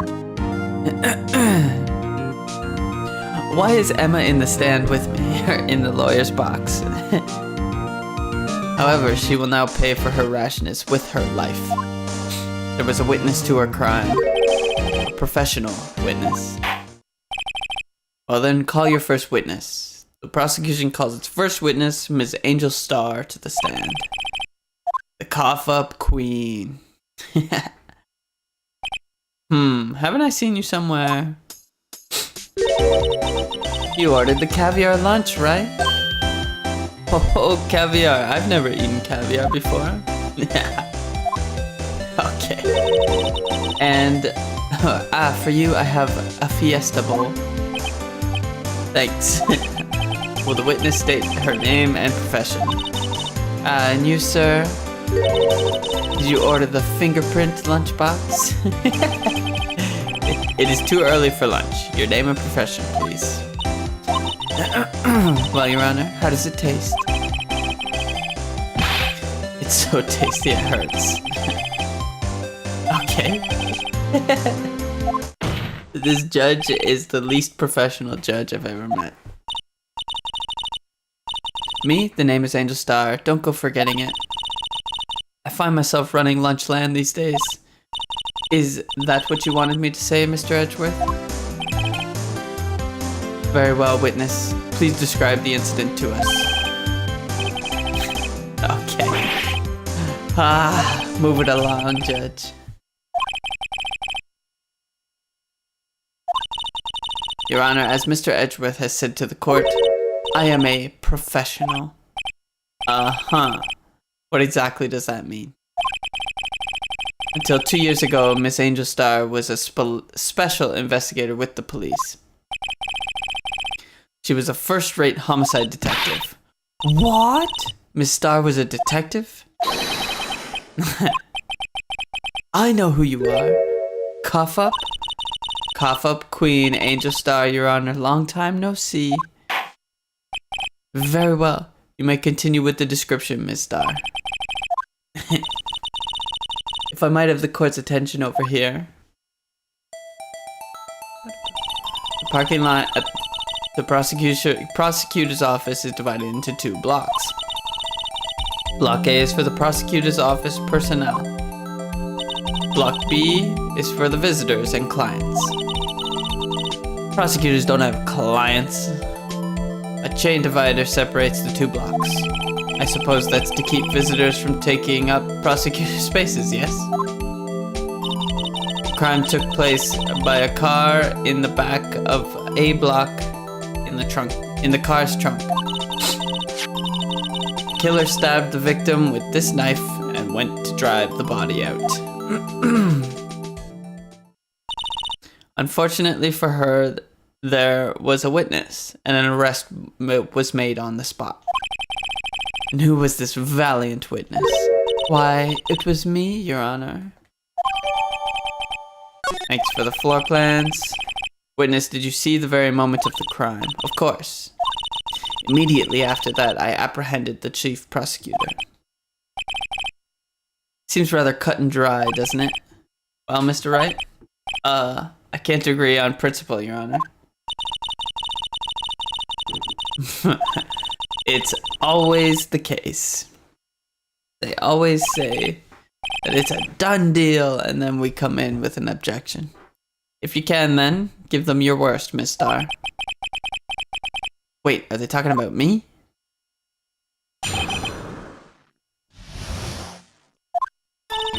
Somehow, I always knew a day like this would come.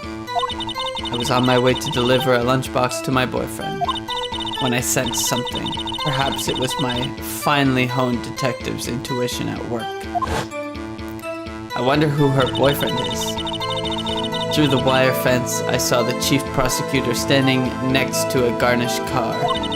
The chief prosecutor was holding a knife in her right hand.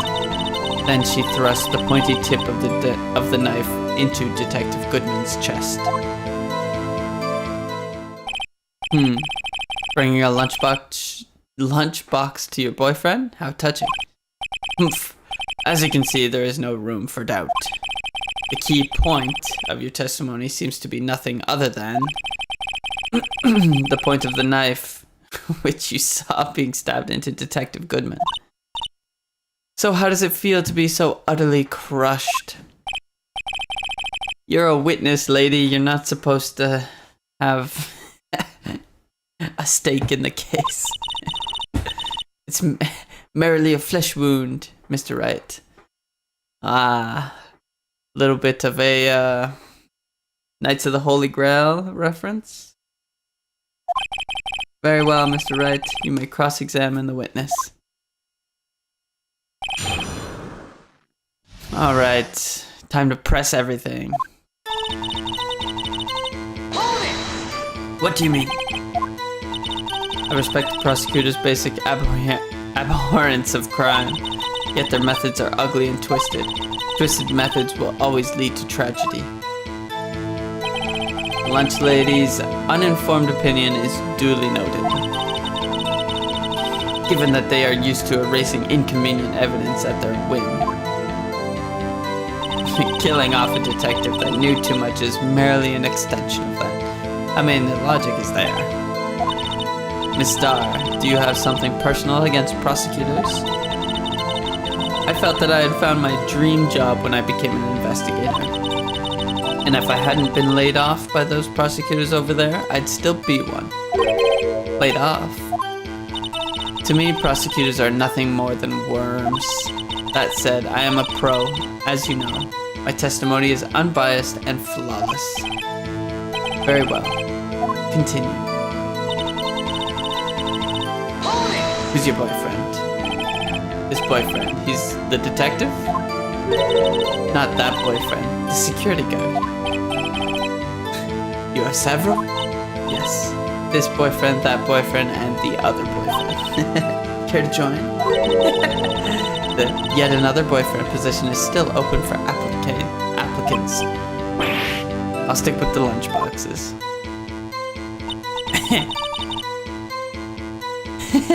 This kid looks so funny with these glasses. The security guard room is in the lot in A block. It's up on the second level so you can see everything from there. Ooh, excuse me. That would be the room with the security sign. Incidentally, did you bring your lunch boxes by car? Since I'm a visitor now, I parked in B block. So she was in B block when she witnessed the crime. Okay. and I sensed something. Perhaps it was my finely honed detective's intuition at work. You sensed something? So you're saying you had a premonition of the murder? It felt like, how would you say, oh yes, it was like the feeling you get when you view a pumpkin chock full of seeds. I had no idea what that means. Speaking of a detective's intuition. Wasn't the victim, Mr. Bruce Goodman, also a detective? Yes, well, he was like a young cheese. Pale white cheese, not yet tangy with experience on the streets, a greenhorn. And I must be hard yellowed and sharp as a tack. Okay. No need to throw some shade at the judge. In any case, they're in the lot. I felt something stirring in the back of my mind. Through the wire, I saw the chief prosecutor standing next to a garnished car. A garish car. I keep saying garnish. Mr. Edgeworth's car, yes. Did I mention I'm sick? And my brain isn't working? Oof. Mr. Edgeworth's? Incidentally, the knife with which the victim was stabbed was also Mr. Edgeworth's. Wasn't it? Indeed it was. What an odd case this is. And the person you saw? Are you sure it was the defendant?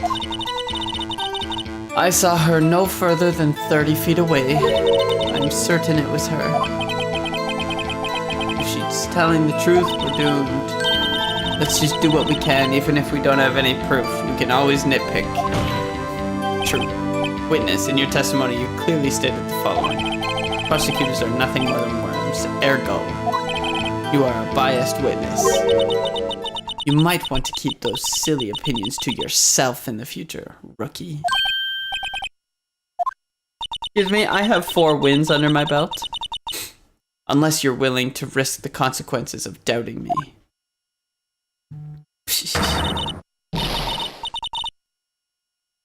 I'll fry you like a fritter, crispy on the outside, chewy on the inside. That was inspiring. I believe I've heard that tagline elsewhere. You could cry in plagiarism. I may be relegated to the lowly post of lunch lady, but my instincts are honed. A photograph. You took this? The moment I witnessed the crime, my reflexes took over and snap, I took a picture. In fact, one of my lunch boxes is rigged with a camera. That's crazy. Witness, why am I only seeing this photograph just now? You think I'd show it to you, a prosecutor? Think again. My boyfriend works in the photography division of criminal affairs. Well, this is most certainly the defendant. But she is wearing a jacket with all the blood on it, but it's not on her. So she put on the jacket with blood on it because she wants to protect someone. So what was the defendant doing at the time? Holding a knife in her right hand. Well, I'd say the blade was about 4 inches long. Is that right, Mr. Edgeworth? It is your knife after all. About right. Prosecutors are, by nature, well versed in the location of a man's vital organs. I'm sure it was easier than boiling an egg for my egg salad surprise set. You can't testify as to her ability to kill an egg. I mean, a person. Perhaps a chicken salad set would have been a better metaphor. So the defendant was holding a knife. Then what? Then she thrust the pointy tip of the knife into the detective Goodman's chest. Tell the court why you didn't try to stop this crime. Did you see her raise the knife to strike? No? No, there's no point there. Unfortunately, by the time I realized what was going on, it was already too late. Exactly. Too late? Yes. The next moment, the chief prosecutor brought down the murder weapon. I see. It's only a flesh wound, Mr. Wright. We can make it. You said that before. Anything else? Scientifically speaking, Miss Starr's testimony is flawless. Is your sister guilty? Let's just keep our heads cool and press the witness a bit, shall we? Don't smile like that.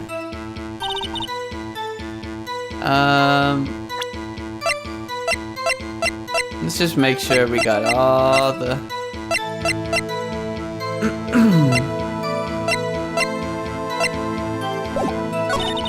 I was on my way to deliver a lunchbox to my boyfriend.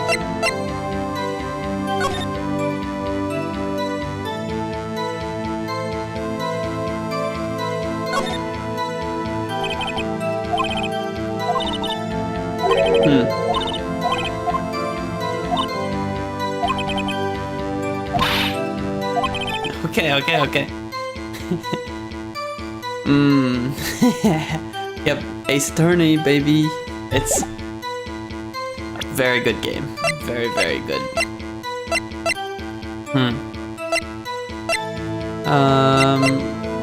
Oh, does she have a parking stub? It's not exactly... When did she... I am enjoying the game quite a lot, actually. It's very funny. The writing is so much better than I could have hoped for. Through the wire fence, I saw the chief prosecutor standing next to a garish car.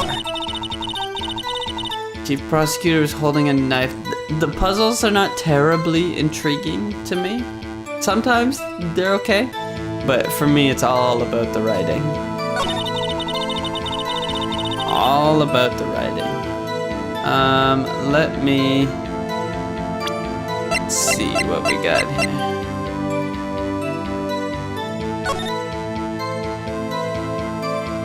Chest wound, that checks out.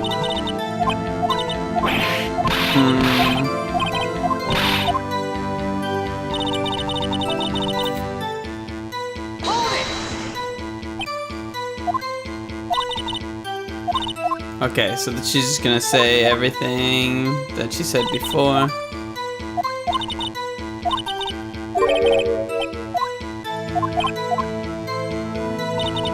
Okay, maybe something to do with lunchbox.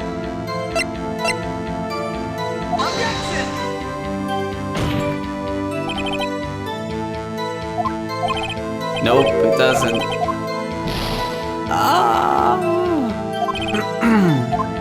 I don't exactly know how to start this one.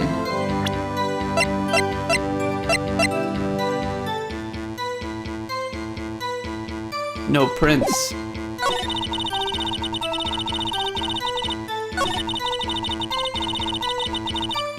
Maybe I try that. Objection! Uh-oh. Okay.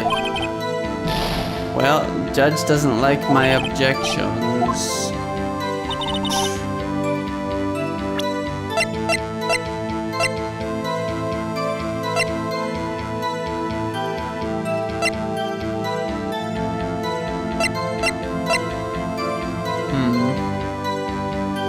$6.75, 12.2.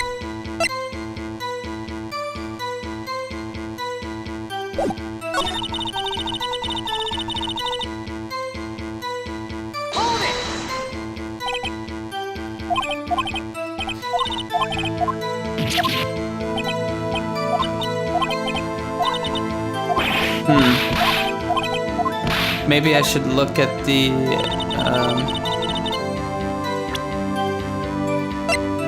should look a little closer.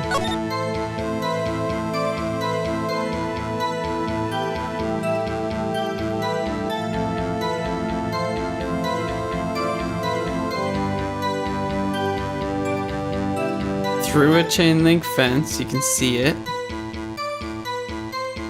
the barrel. There's not a second barrel. Wearing gloves. Jacket.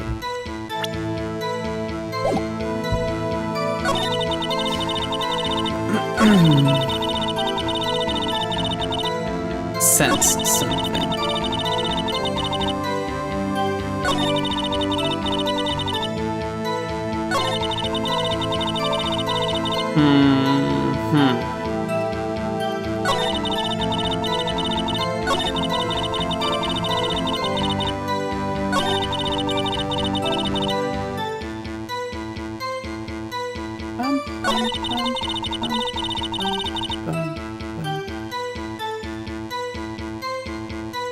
Maybe we try the picture here. Objection! And you witnessed this? Oh, okay, I guess it worked. You saw Miss Guy stab the victim with the knife? As I've already said, yes. I swear it on my finest salmon swirl lunch. I'm sure that is a fine lunch. But isn't that odd? Look at this photograph. This is the photograph you took at the very moment of the crime, is it not?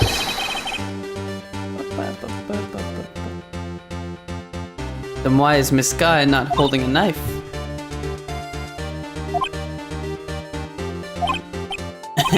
Mr. Edgeworth, your thoughts? Objection. The weakest objection I've ever heard. Yet it was still stronger than your ever-feeble mind, Mr. Wright. This photograph was not taken the moment before the stabbing. This was taken the moment after the stabbing. And how can you tell that? Blood splatter. Huh? See the dark crimson stains on the chief prosecutor's coat? But it's black and white photograph.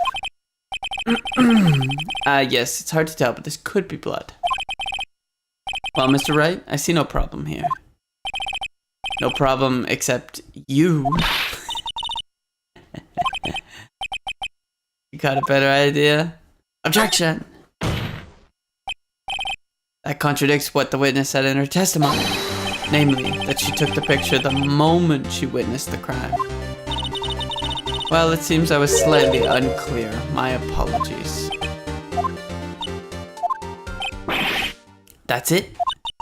If you run out of lunch, you order seconds. Problem solved. If you don't like it, try ordering the jumbo-sized lunch from the get-go. Good advice. I'm not sure I understand it, but good advice. I didn't have time to stop her. Prosecutor's guy was cold, calculating, like a robot. She killed without pain or remorse. It was a premeditated murder. Objection! Premeditated? How do you know? Look at the chief prosecutor's hands in that photograph. Well, are those gloves?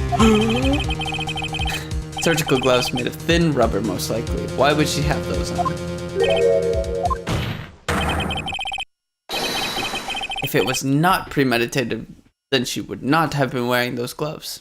It's a good point. It's a good point. These gloves do seem to tell a tale of premeditation. Premeditated murder, a serious offense. Witness, add this to your testimony. Just that?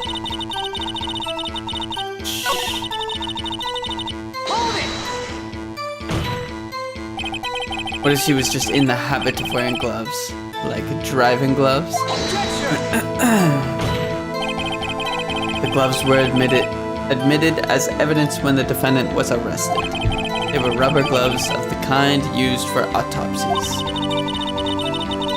In other words, when the chief prosecutor came to the crime scene, she came to do a murder. It's the only possible conclusion one can make. Everything was planned. It was a premeditated crime. I'm sorry they took you off the force, Miss Starr. This is bad. This is bad. She can prove this claim, the trial's already over. I've got to think of a way to show that this wasn't premeditated.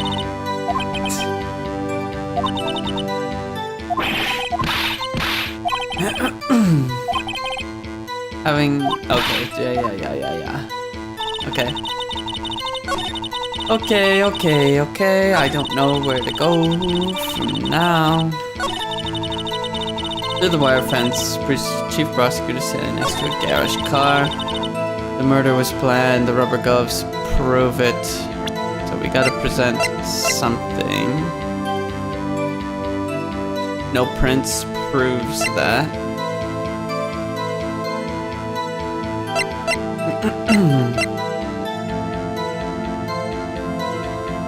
Check this out. Wound was caused by a 4.5-inch knife.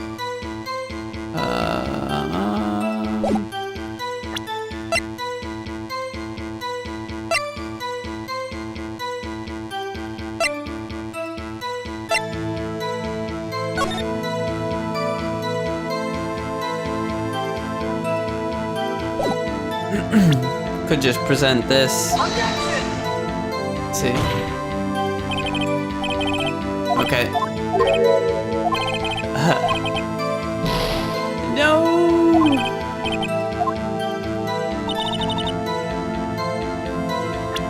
The rubber gloves prove it. I don't understand.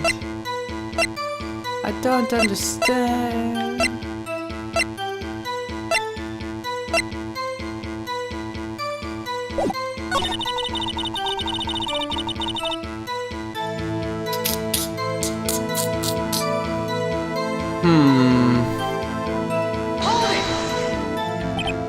A garage car, you mean Mr. Edgeworth's car? Yep, the knife.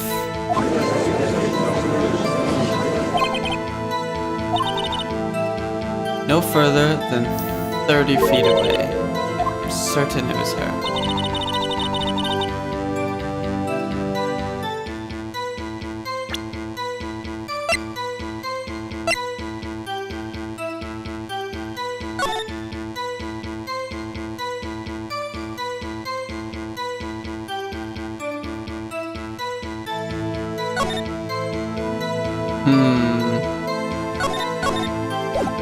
I don't know.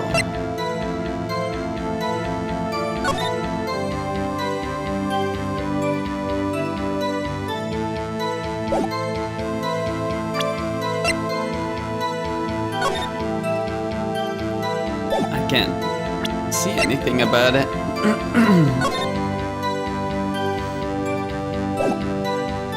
Premeditated. That shit.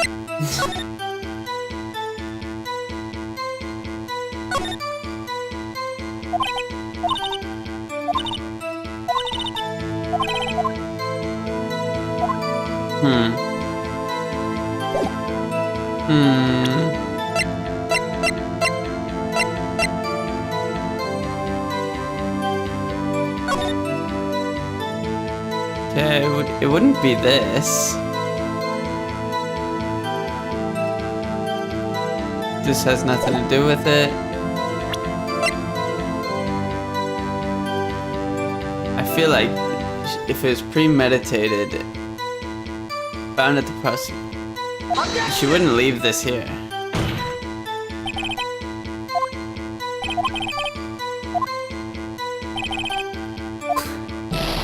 I'm gonna lose.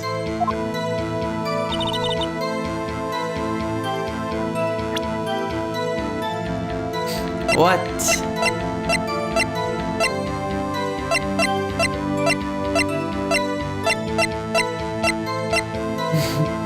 Rubber gloves prove it.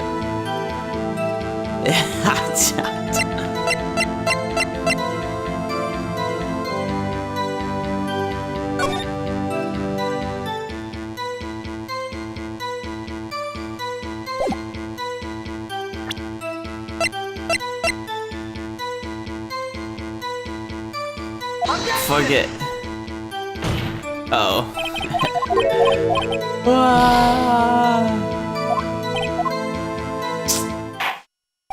Guilty.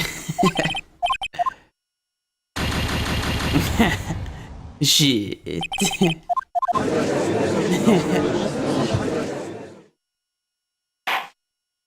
We're gonna have to try again.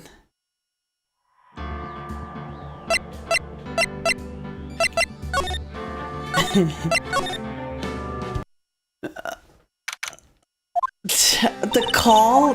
Why would the call be it? That's stupid if it is.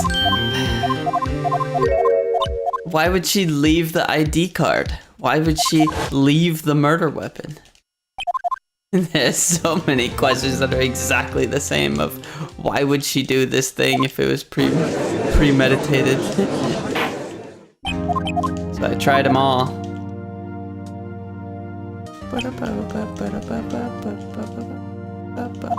It's okay.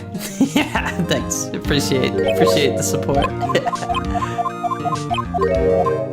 This is what I mean. Some of the puzzles don't make sense. I'm gonna try the phone next. We gotta be presented with our food again. Go, go, go, go, go.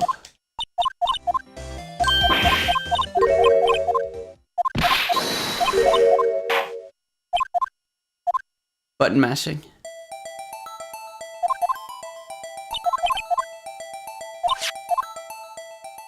Nice. Go, go, go, go, go, go.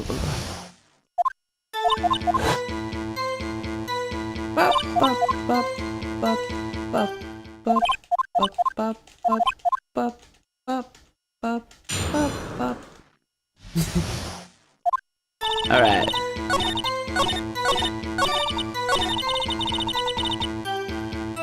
Present the photo. Oh wait. Do we have to press her on something to get the photo? When did we get the photo? We got the photo somewhere.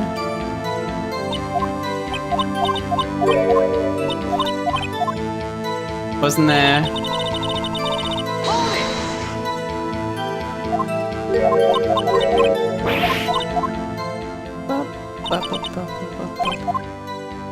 Up on the second floor, sure. The music is awesome. I agree. It's very catchy. Oh. Oh. It's this. This is where we get our photo. Right?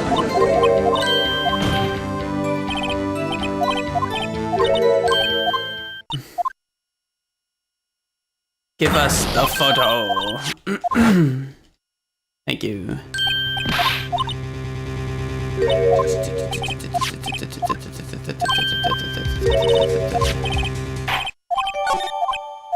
Okay. Now. Yep. Now we can present our photo. Objection! And then we'll get to the point where we were.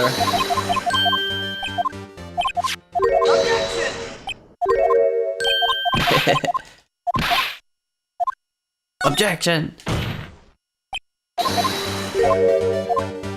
And we go back to Objection! premeditated. The gloves. Add this into your testimony, madam. And we're back on track. Only a 5-minute setback. Full life again. Present. Let's present the phone. Objection!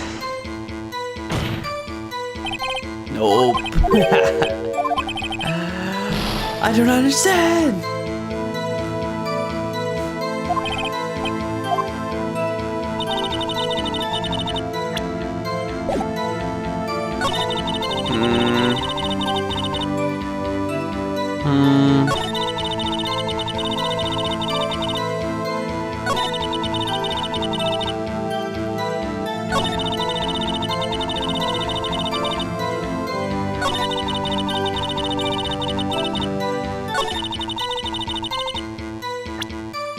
Rubber gloves prove it. I've shown the knife. Oh, I showed the parking ticket. I showed the ID. I showed the call. I showed the photograph. Did I show the knife? I don't remember. Let me try the knife. It's the knife. Are you trying to test me? I sell boxed lunches for a living, you know? That's a knife. The knife. The knife that was in Edgeworth's trunk. Indeed, it is my knife. The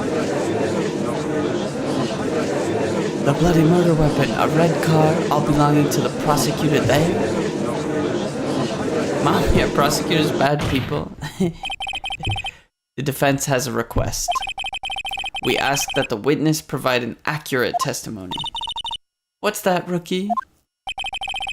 In your testimony, you stated that Lana Skye planned this murder, and that's why she was wearing those special gloves.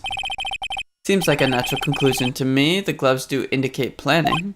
However, why would she not also prepare the most important thing, the murder weapon? Oh, the knife just happened to be in the trunk of that car. Ladies and gentlemen, if you're going to plan a murder, you don't forget the weapon. Alright, sure. Sure. Ridiculous.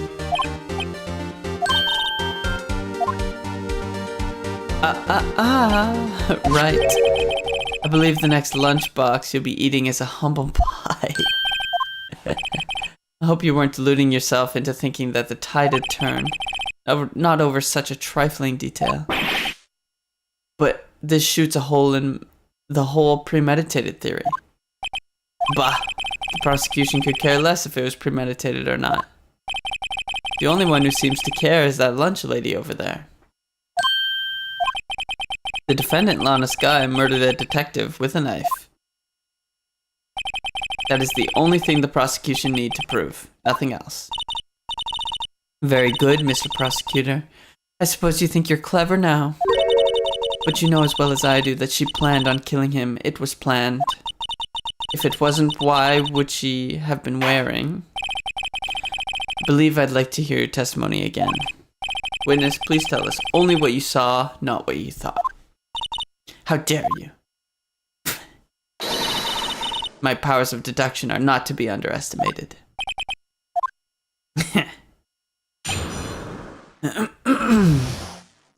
Angel's deduction. Lana Skye intended to murder Detective Goodman. That's why she called the victim all the way to the prosecutor's office. I'm sure the chief prosecutor had a grudge against the victim. Nothing else could drive that human machine to plunge the knife in again and again. Wrong.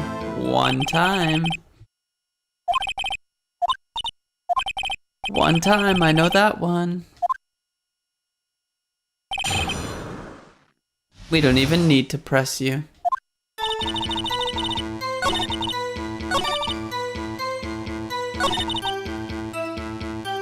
Present the autopsy report. You say she stabbed him again and again, but you couldn't have witnessed that. Are you testing me? Then I'll test you with my Moss surprise. What do you mean? I shouldn't have to explain this, but take a look. The autopsy report states that death was due to a loss of blood from one stab wound. Good show, Mr. Edgeworth. Hey, we did that. Well, witness?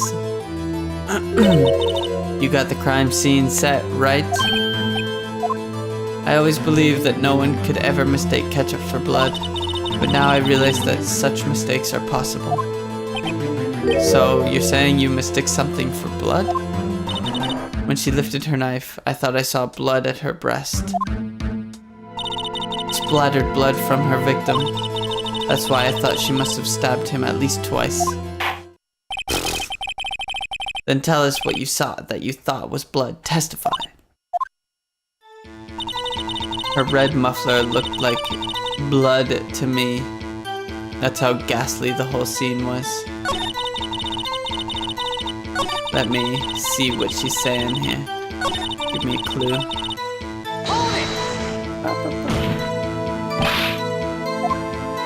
That's what I'm about to tell you.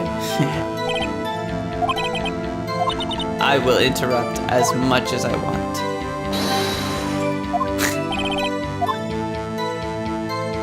Not very quick on their feet.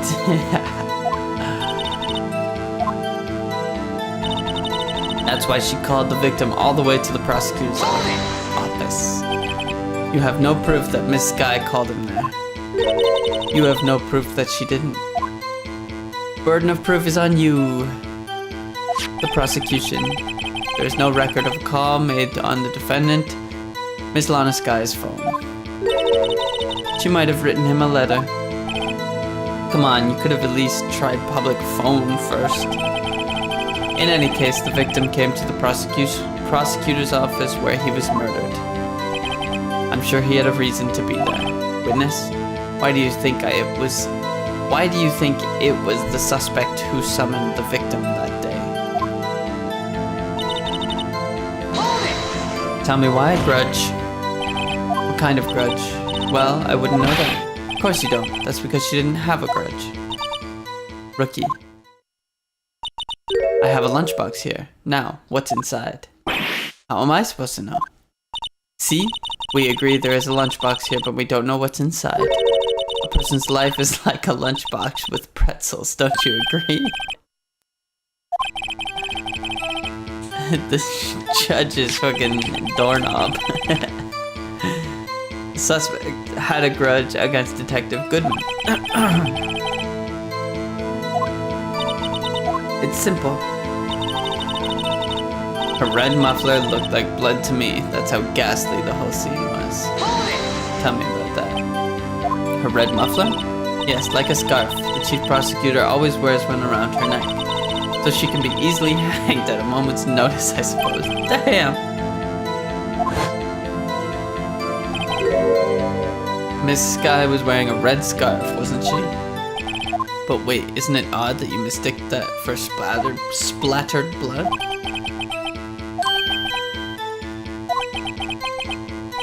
What the...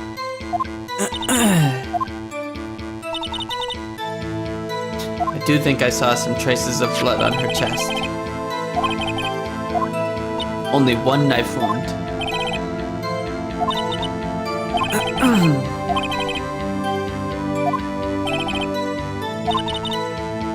The short wick burns out the fastest. It's a scientific fact. I wonder, wouldn't it depend on the size of the candle? I mean, add more wax and... Okay.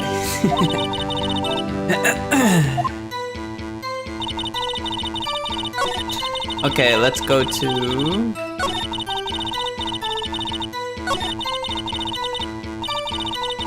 this and... No! I pressed the wrong button. Got him. Love pressing the wrong button. It sent me through this whole dialogue again.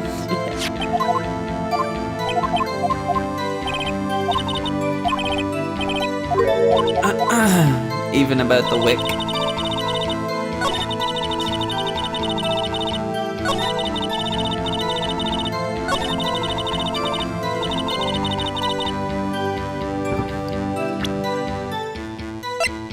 Okay.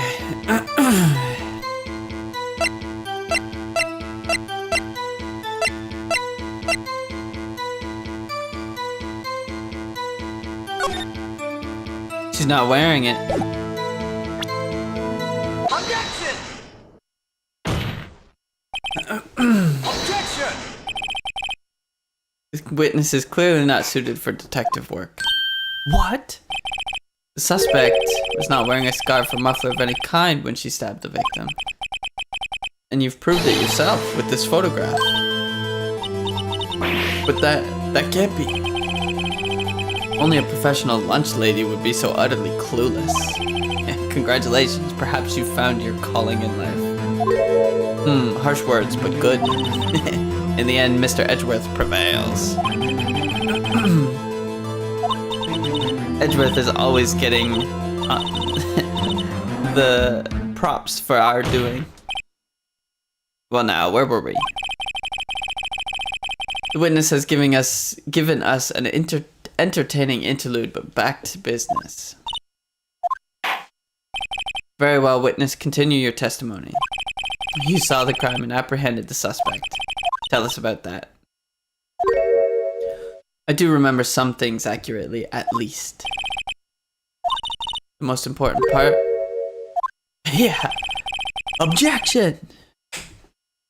This next testimony might just be the moment of truth. My throat is killing me. Gonna have to be done. Cut it short after this one. After the murder, the suspect attempted to run behind a partition off to her side. I quickly caught her, explained to her rights to her, and arrested her on the spot. Yes, when I arrested her, she mentioned the muffler. That's what had me confused in my earlier testimony. The chief prosecutor made to escape, but against Angel's star, resistance is futile. Sure, lady. Quite determined about this scarf. That's me, Angel Star. That wasn't a very good metaphor. First of all, a cobra is a kind of snake. Don't bother me with details unless you want to get bitten. Okay. Mr. Wright is weak against poisonous snake bites. The chief prosecutor tried to resist, but her efforts were in vain. She knocked my hand aside, kicked over an oil drum. An oil drum? Hard to imagine. Oh, she's beautiful, but deadly. A predator, this one. A leopard woman. Rawr. Very well, Mr. Wright. Your cross-examination, if you will.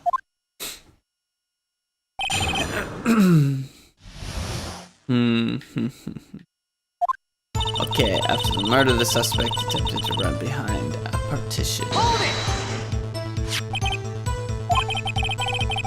Okay, she means this wall. That's right.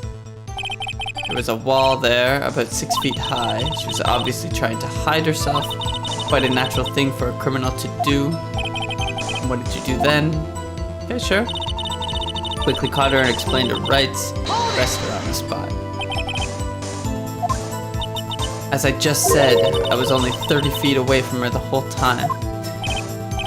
But how did you get through the fence? The Lunchland car was... She was a visitor, thus she was parked in Block B. So you witnessed the murder from here? That would make it about 30 feet from the car, yes? Is that correct, Miss Starr? Yes, that's right. But there was a chain link fence in front of you. I went over it, of course. The cough-up queen lunch lady athlete, indeed. It would have taken her a little time to climb over the fence, so she couldn't have gotten to my sister that fast. Yeah, that fence was about 9 feet high, too. How did Miss Guy not get away? Ah, yes, when I arrested her, she mentioned the muffler. Did we get nothing from that? She mentioned the muffler, what exactly did she say? If I remembered exactly, I would have told you in my testimony. Anyway, I heard her say the word was muffler. Just that one word? So, like a car muffler? Yeah, yes. The chief prosecutor was talking on her phone. Her phone she can't mean. By phone, do you mean this cell phone discovered at the crime scene? My memory. It's like a salmon heading upstream, you see.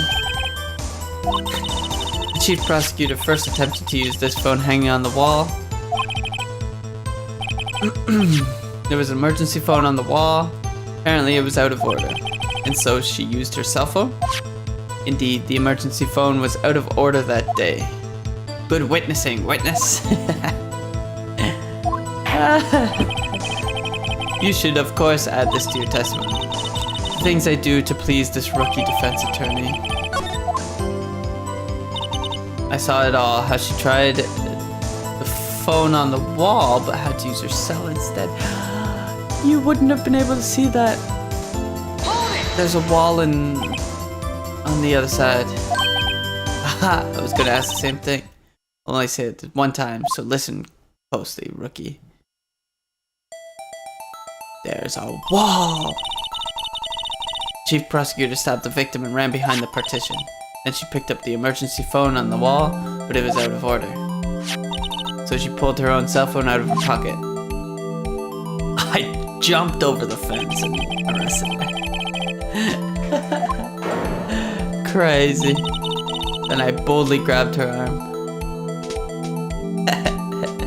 This song would go hard writing an exam. I'd be writing like 20 words per second. Focused.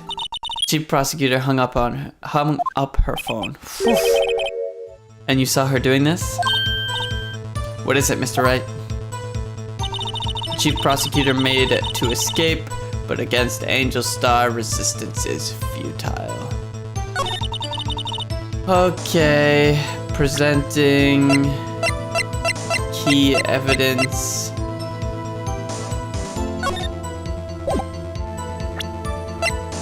Yeah, this. Objection! Objection! I have to conclude that you have a personal grudge against Miss Long Sky.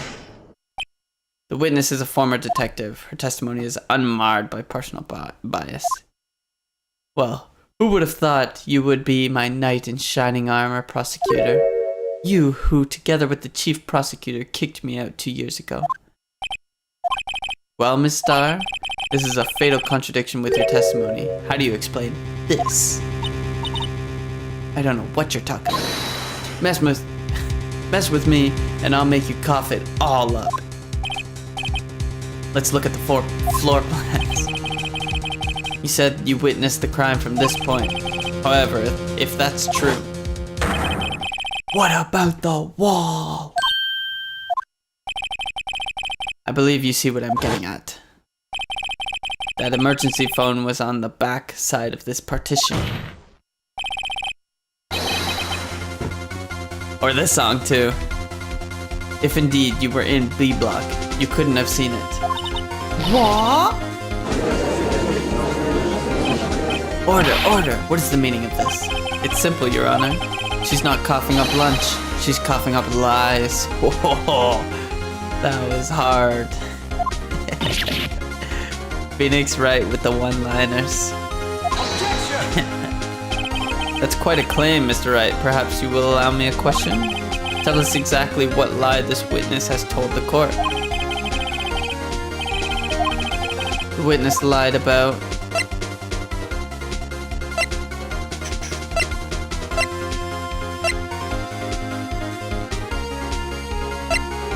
where she saw it. She was in A block the whole time. Miss Guy tried to use the emergency phone, but it was out of order. What is significant about this fact? Nothing. Therefore, it would be pointless for Miss Starr to lie about it. But I say the witness did actually see Miss Guy using the emergency telephone. It would mean Miss Starr witnessed the crime from a different location. But the photograph, I don't know about that. Objection! Back to you. At least let me tell it. Let me ask a question to our clever wordsmith, Mr. Wright. Just where was the witness when she saw the crime? Points to one spot. Here? Or here, just at the A. Take that! Right here.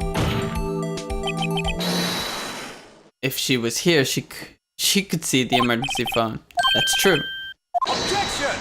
That would allow her to see the emergency phone, yes. But if she was there, she would have been able to arrest her well before she dialed her cell phone. Oh, you doubt my speed? Okay. Is that really that fast? Yeah, it's the same like time period as Pokemon, right? 2001-ish, so came out-ish the same time, so the same kind of electronic music. Not so fast. Not as fast as your witty rejoinders. Aha! A yes, Your Honor. Was here. The security room?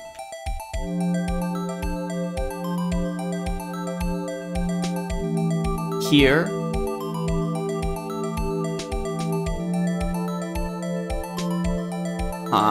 Security room, maybe? Take that! Fuck it, let's give it a shot. This is the only place where she could have been. Indeed, the security room is in the underground parking lot, is well positioned. It's built on the second floor so you can see the entire lot. She would have been able to see the emergency phone from there. But why there? There are many other places she could have seen the phone. Not in this case, Your Honor. The witness not being part of the prosecutor's office, she couldn't park in Block A. The only place she could have seen the crime and the back of the partition is here. I remember in your testimony you said you brought a lunch to your boyfriend in the security guard room, yes? Well, Miss Starr, how many years have I been getting the better of men? Think that the tables could be turned.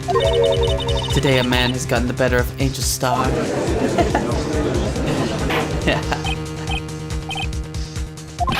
What have you done?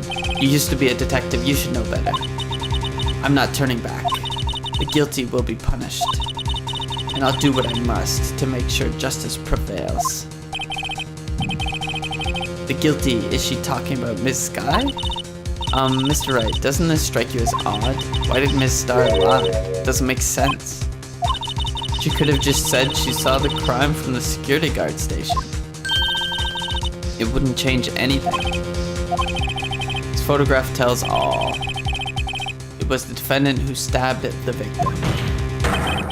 That truth still stands. Objection! It still stands? I disagree, Mr. Edgeworth. What? If a witness is found to be lying, they're guilty of perjury. She knows this. Ah, perjury! She wouldn't risk this without a good reason. So tell us what a reason was, Mr. Wright. Who else? Let's review what we know. Okay. Miss Starr witnessed the crime from the security guard room. But she lied and said she saw it from Block B. It must make a vital difference, but what? What could it change? Angle of view to the crime? Distance to the crime? Difference in lighting? I don't know.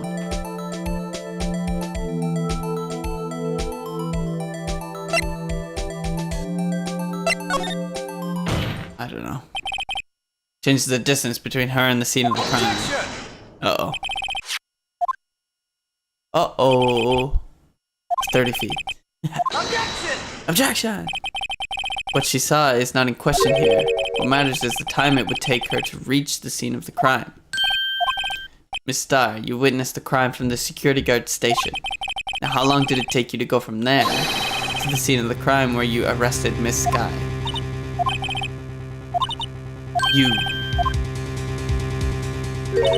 You ordered the squid wheels, right? I was bringing a PB&J lunch with fresh boysenberry jam to my boyfriend. Boysenberry for the boyfriend. He wasn't in the station, so I waited. I witnessed the crime from the glass-walled station. Ran out, down the ladder. And before I knew what I was doing, I found myself running toward the scene. But the door was locked. I couldn't open it. So she ran all the way around.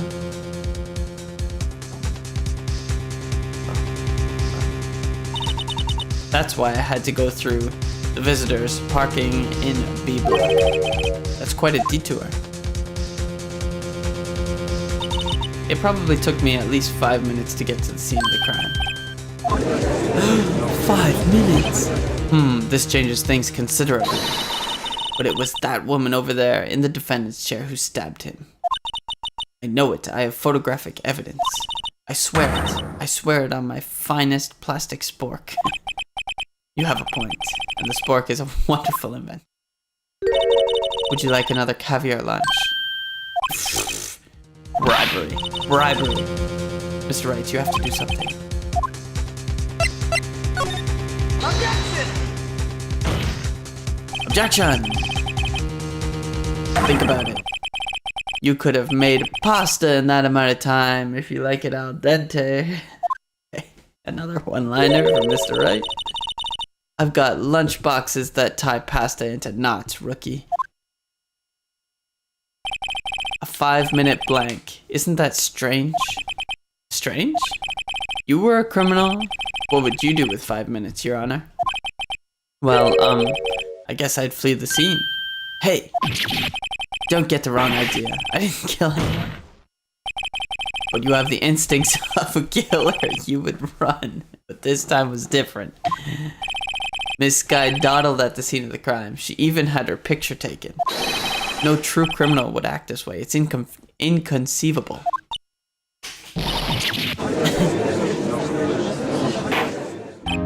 Well then, it seems we've come to the end of this testimony. The witness has a grudge against the defendant and a blank in her testimony. Mr. Edgeworth is the next witness ready to go. Unfortunately, I appear to have overestimated this witness on account of her professional history. We're dead ahead. We screwed that can shut. Adjourned to tomorrow. Cough Up Queen has been dethroned. And with that, court is adjourned. Woo! What? Mr. Edgeworth, you ordered the squid wheels, right? I prefer not to take the defense team's leftovers. Anything else to say? I might be able to save you. I have decisive evidence. Come on. My apologies, but we have no further questions to ask of you, Miss Starr. Ah. Is this your jumbo lunchbox? Out of deference to the witness's determination, I'll allow one more testimony. Like the Lunchland motto says, you won't be disappointed. Alright, what are you gonna say here? I thought it was over. I was ready to get a tea and sit and watch One Piece.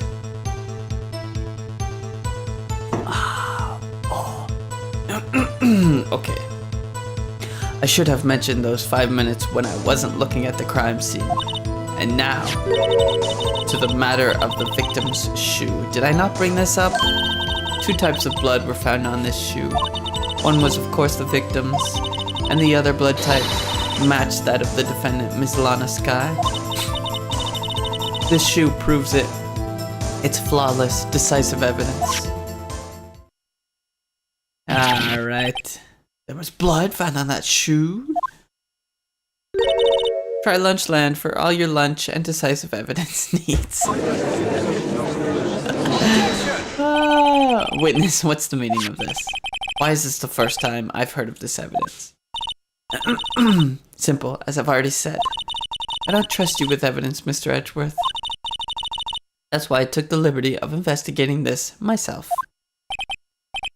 And you had blood tests performed? Didn't I mention? I have 3 boyfriends in forensics. Okay. In any case, Your Honor, I can't accept this as evidence. What? You must know the 2 rules of evidence law. Oh, here we go. Let's see. Rule number 1. No evidence shall be shown without the approval of the police department. I don't know about that. In other words, this shoe is legal evidence, at least for the time being. Is that right, Mr. Wright? Seems so. Edgeworth sure is celebrating. Not so fast, Mr. Edgeworth. Don't forget, I used to be a detective, as I mentioned previously. This shoe has already been tested by a member of the forensics department. As you can see, it was approved by the police department as of today. Even the general public can produce official evidence, Mr. Edgeworth. Is that right, Mr. Wright? Seems so. Edgeworth is looking pretty sullen. You could at least study some evidence law, really.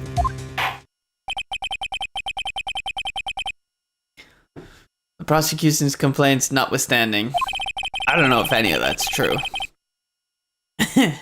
It appears that this evidence satisfies the first rule of evidence law.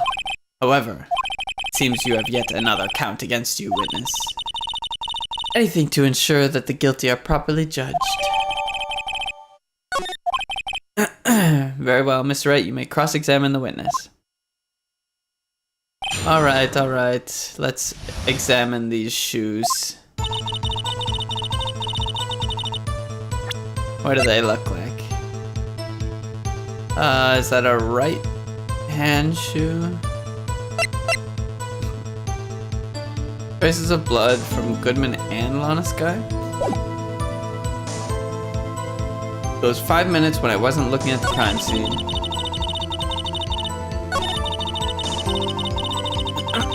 Oh, okay. Is she just saying? Alright, well. And you found the shoe at the scene of the crime? I detained the chief prosecutor and notified the police department. I wanted to make myself useful. So like an ill-trained pooch, you snuck off with the shoe. I was afraid someone would erase the chief prosecutor's crime. I mean, yeah, hey, not bad. This shoe was my secret weapon, if that should happen. See this fashionable basket I have here? It carries more than lunch boxes, gentlemen. In any case, you removed valuable evidence from the scene of the crime. Now tell us what you did next.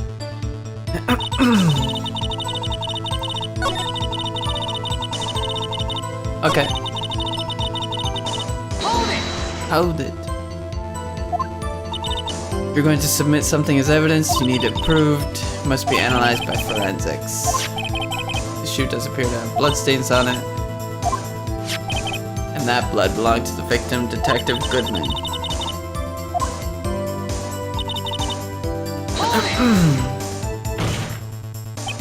You can't say for sure the blood belonged to the defendant with a blood test. You claim to know something about blood tests, rookie? Huh? Well, speak up. Well, blood comes in 4 types, ABO and AB. However, you can't tell from a blood test whether a murder was committed in cold blood. That's just a figure of speech, Mr. Wright. Actually, we can differentiate between millions of types with all the blood tests out there, which means that we can more or less narrow any sample of blood down to just one person.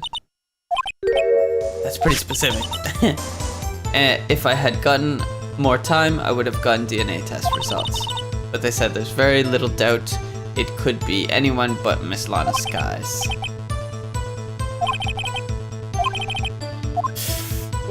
Okay. Decisive evidence. Let's look at the picture. She's wearing black shoes. Objection! Unfortunate for you, this shoe is far from being perfect evidence. This shoe directly contradicts what we know about the crime. The shoe doesn't fit. Objection!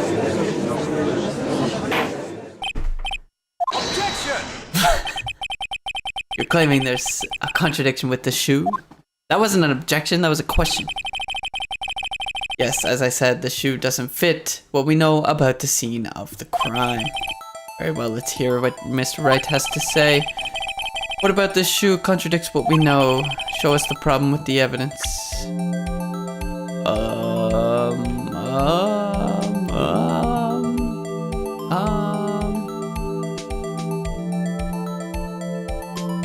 Yeah, this is the first game I've played.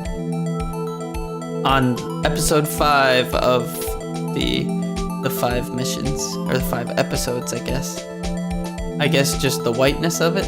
Take that! Try. It's here.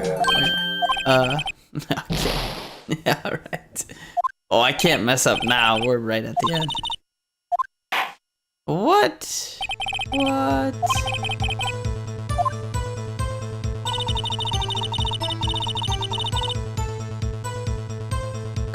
I have to go through that again?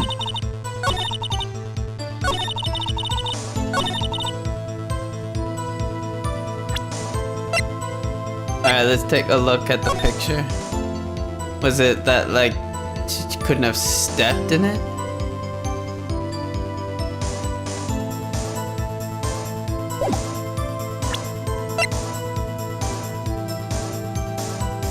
Objection! What?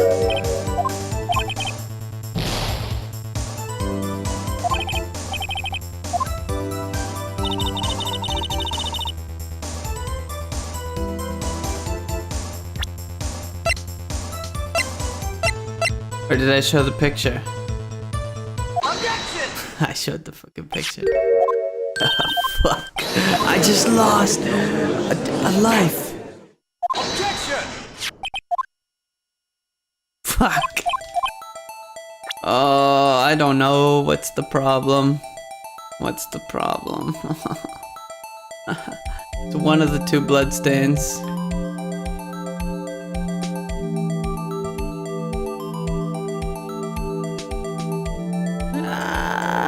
Which bloodstain is it? I don't want to lose. The splatter or the bottom? Picture doesn't show it. Take that! Is what we're going with.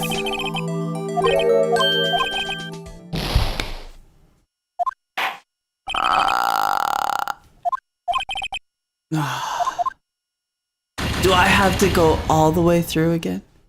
I should have saved. Shouldn't I have? No!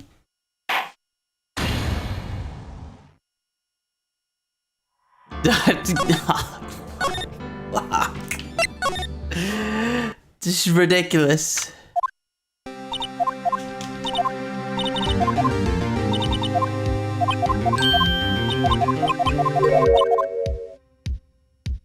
This is gonna take a little bit.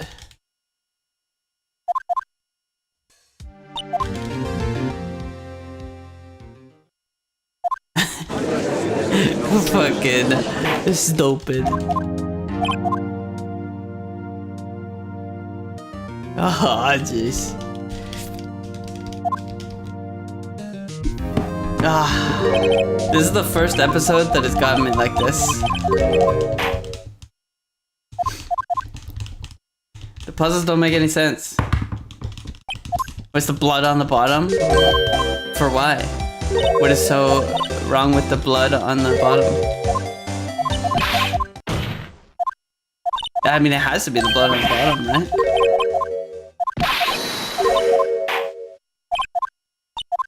I think life in a game like this is kind of dumb. Kind of dumb, but it's okay. Welcome everybody to my button mashing. We are speed running Phoenix Wright Ace Attorney. For those of you just joining me.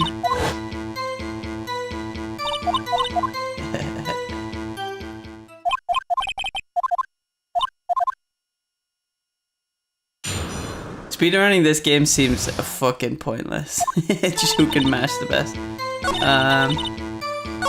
What do I need to press? I need to press.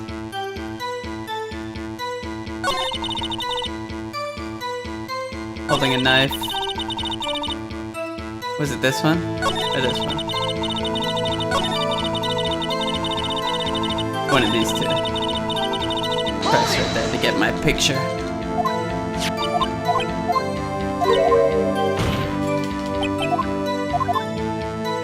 Speed run. Oh no, this one. Okay.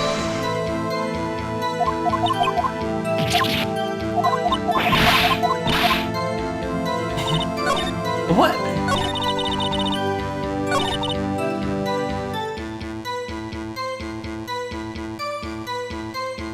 Is it this one?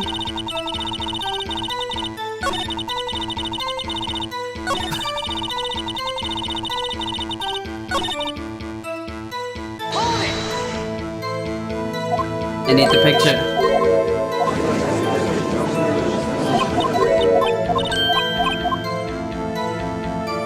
What? Hold it!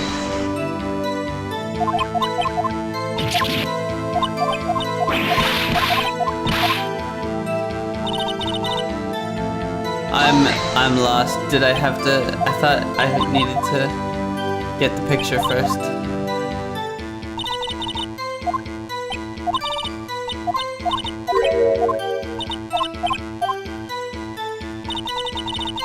Hold it! Where's the fucking picture?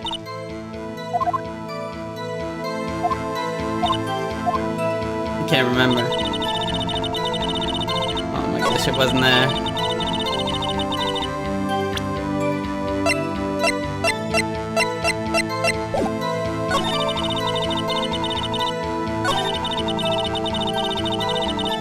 Hold it!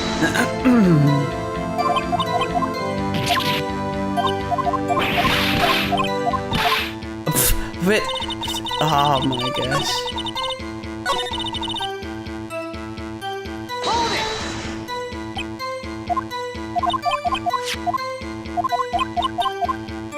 Where the fuck is the picture? We pressed the car. Hold it! Hold it!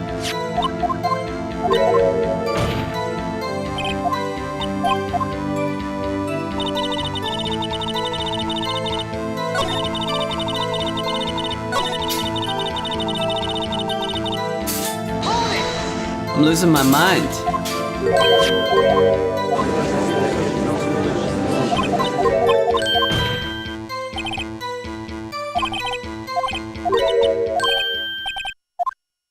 I pressed this already.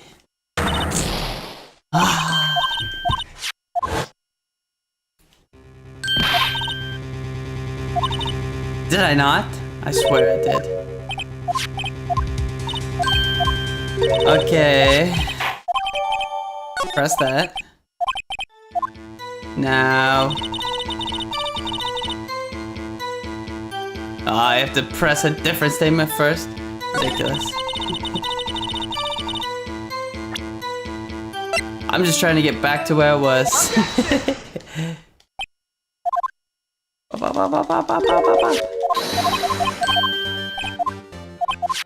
I gotta remember what I did. Objection.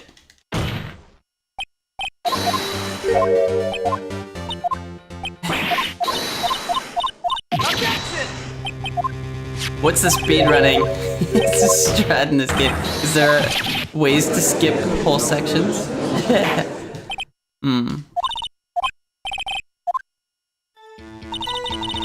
Murder was planned, the rubber gloves, and we need to show the knife? Yeah.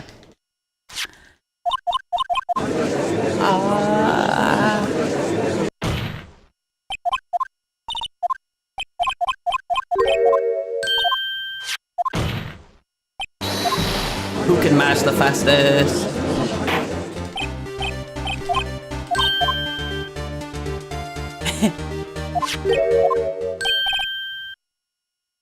Yeah, it's just menuing.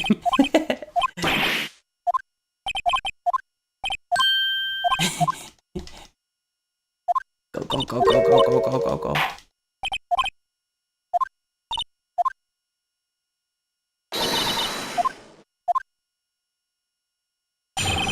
Okay, okay, okay. We're in the next one.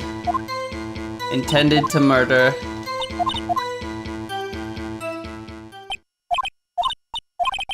Predetermination. Why wasn't it predetermination again?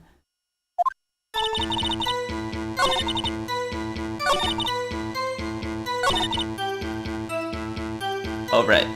The autopsy. Objection! Ba ba ba ba.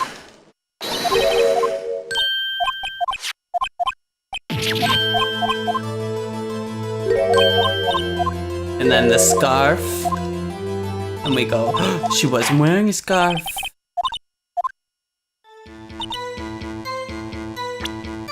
No scarf, bitch. Objection! And Edgeworth steals the day again.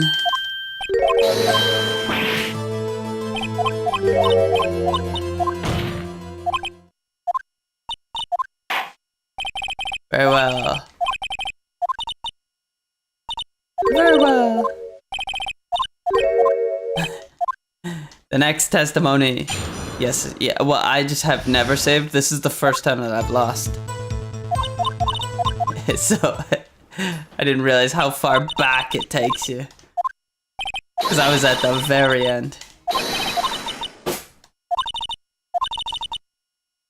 Knock my hands aside. It should autosave after every testimony. Okay. Apprehending.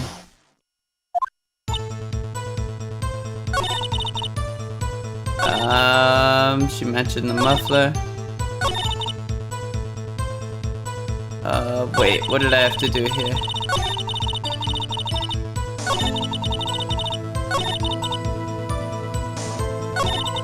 Quickly caught her. Oh, right, the floor plan. Objection! Ba ba ba ba ba. Yeah, it takes me all the way back to the start of what?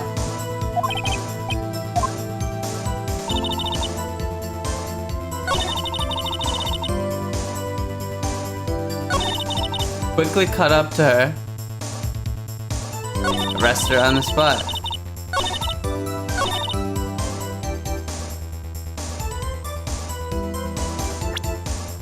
Is it not the floor plan?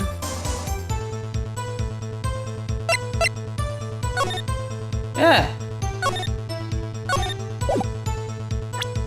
Do I have to press something first? Fine.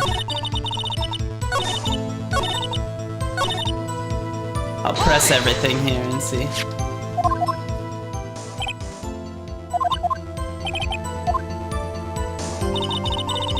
Gotta press something first, I guess. Oh, fuck. No!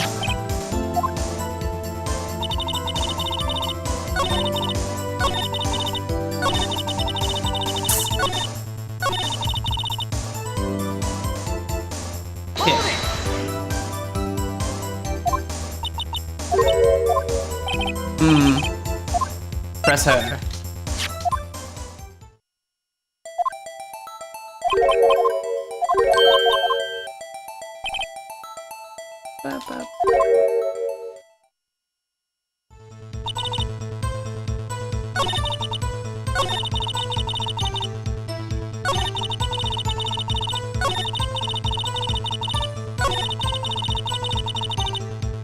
Wait, so now do I have to?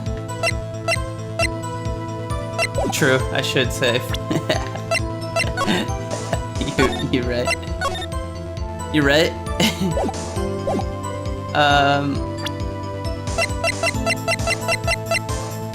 Present this. Oh, what the fuck? What did I do? Do I have to press another thing?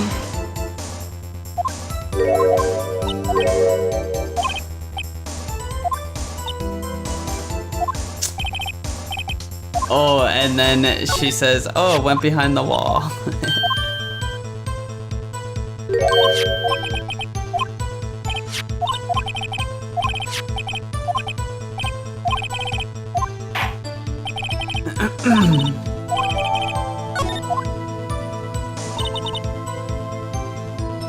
Present.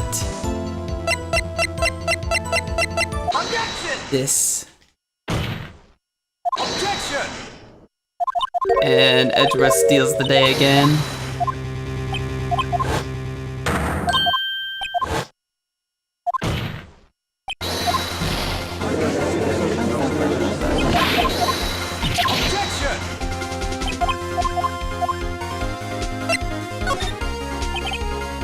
where she saw it. I remember that. I was literally at the end. I was showing the blood on the shoe. Security room. Take that!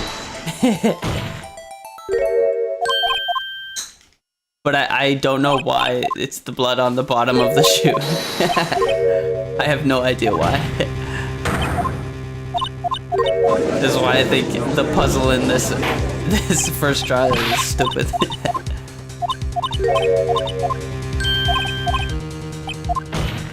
Objection!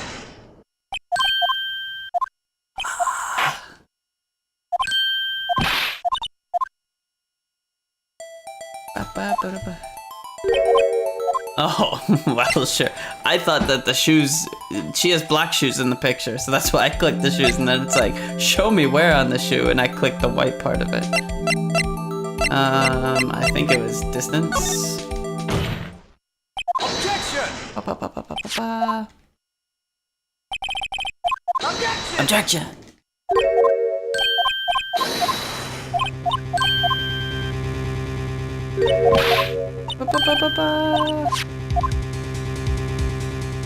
Walk all the way around.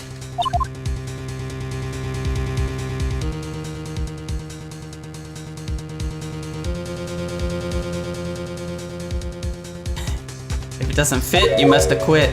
That's pretty clever. What would you do in 5 minutes?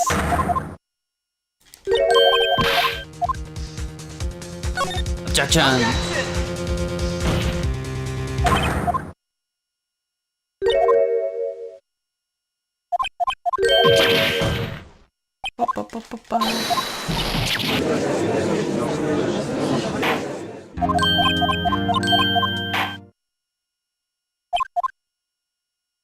Wait!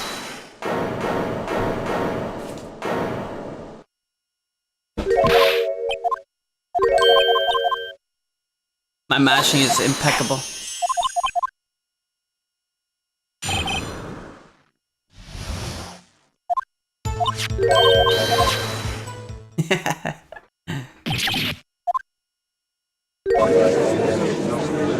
Objection!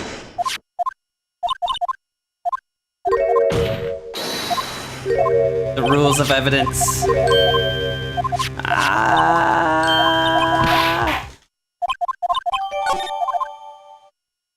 Woof. Cross-examination, here we go.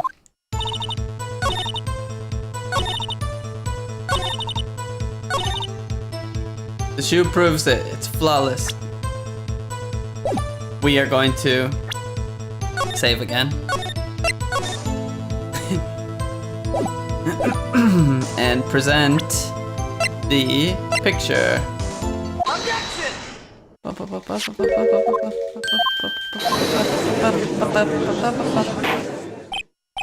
Oh, you don't like this case?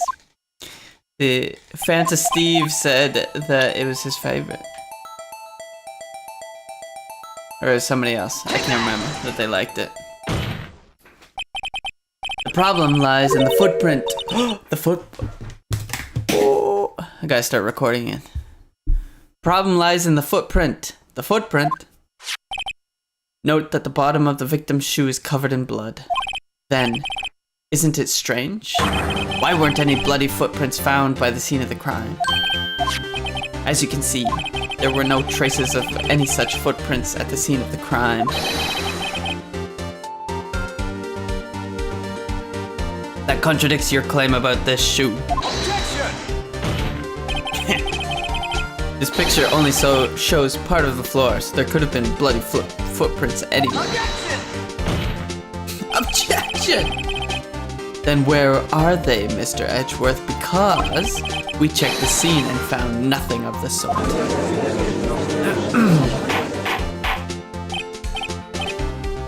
Well, witness? What? Huh? It's true that the lack of a footprint is a contradiction. But then we have to ask why there wasn't a footprint. That's true. There has to be a reason why there wasn't a footprint. Think, Mr. Wright, think. Hey, I don't know why it's not there. I'm just good at finding contradictions. Apparently not, because we lost, but...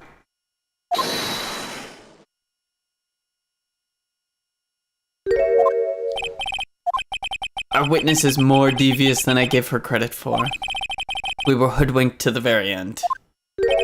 But she slipped. There is one vital hint to the truth in her testimony. Think back to when she told us about apprehending the suspect. The chief prosecutor tried to resist, but her efforts were in vain. She knocked my hands aside and kicked over an oil drum. Oh, she's beautiful but deadly. A predator, this one. A leopard woman. Rawr. Yeah, I'm on Twitch as well. YouTube and Twitch. I thought that was a strange thing for the normally cool-headed chief to do. No kidding. Now, witness, allow me to ask a very simple question. This oil drum, was it empty? Oh, that, I'm not sure. I like your attitude, Mr. Edgeworth. Although apparently you're not the slowest conveyor belt in the lunchbox factory. Well, was the oil drum empty? The oil drum kicked over by the chief prosecutor was brimming with water. Water? What does that mean? Still don't get it, Mr. Wright? Do you want to know the reason she knocked it over? The real reason? You don't mean... Yes, the suspect knocked over that oil drum for one reason and one reason alone. To erase the bloodstains that would become evidence against her. That ties things up quite nicely. The bloodstains left on the victim's shoe tie her quite clearly to this murder.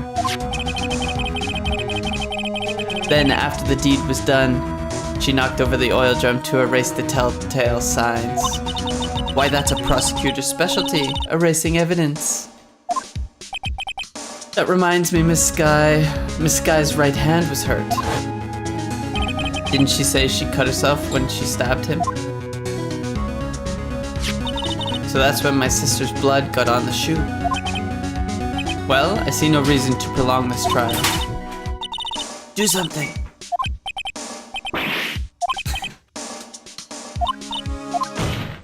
Enough! There is no need to further debate. The verdict, Your Honor. But Angel Star is on the prosecution's side. She could have been lying about the water. This court finds the defendant, Ms. Lana Skye. Hold it! Of course. Little girl, what did you just say? Did you say that I, Angel Star, was on the prosecution's side? Well, yeah, you are. You're saying my sister hid evidence by erasing the bloody footprints. Well, I thought you'd had your fill, but here you are, demanding a second helping. Another lunchbox, a lunchbox called evidence. Wait, witness, don't tell me you have something else. Objection! The time for deliberations is past. Any further comments and you will be held in contempt of court. Your threats don't scare the cough-up queen. Look at this. Another picture? A photograph? I had it just in case anyone had the gall to suggest that the white shoe didn't belong to the victim. I see no room for error in this evidence. Mr. Wright, wait.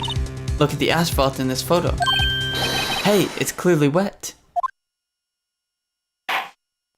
Erasing the last trace of doubt from the court's mind, immediately after the murder, the crime scene was washed with water. I'm sorry, Mr. Wright. I guess I couldn't help after all.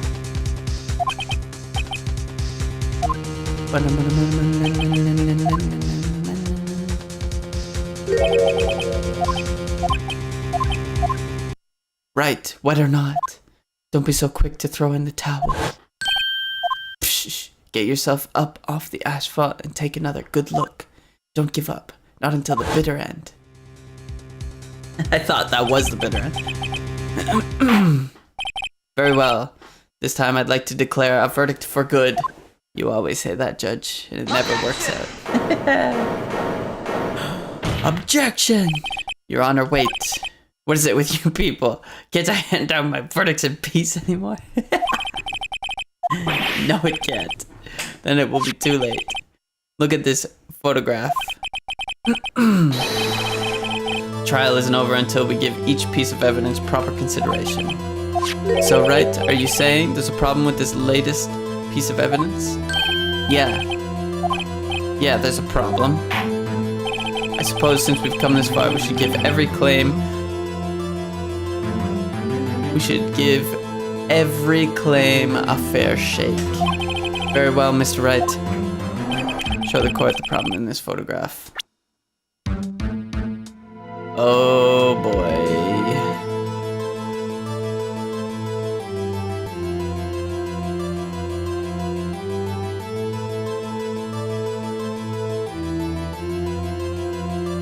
But the shoe doesn't have on the bottom.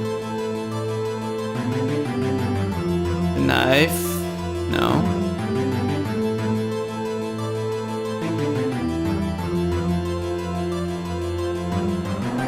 I mean, the shoe is the easy one to just click.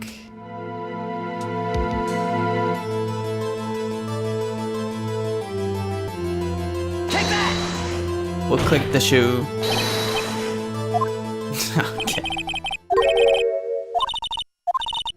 Open your eyes. Think scientifically. Let me just save here. Oh, I can't. The knife. Take that! No. Think scientifically. What? Okay.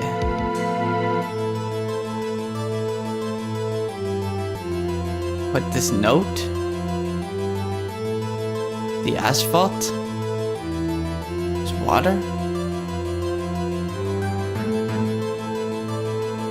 I don't know. What the heck?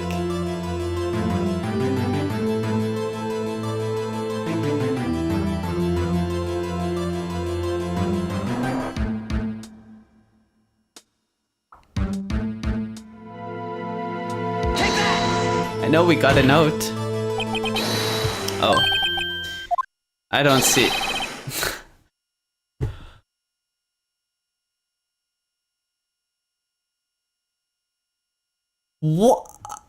What deductions was I supposed to make there? Just... Oh, the muffler. I see. Well, that's a far-fetched thing. I see no trace of a muffler or a scarf of any kind in this photograph. I see, and I see. What's that suspicious-looking cloth sticking out of the car's muffler? So what is it exactly? What does this have to do with the case? Nothing. Absolutely nothing. We have it, but I don't know what's on it. I forget. You've already told us why this is important to the case. You said as much in your testimony. What? Let's hear what Mr. Wright has on his mind. Tell us why you think the piece of cloth in this muffler is related to this case. I mean, it must be this. 675-12-2.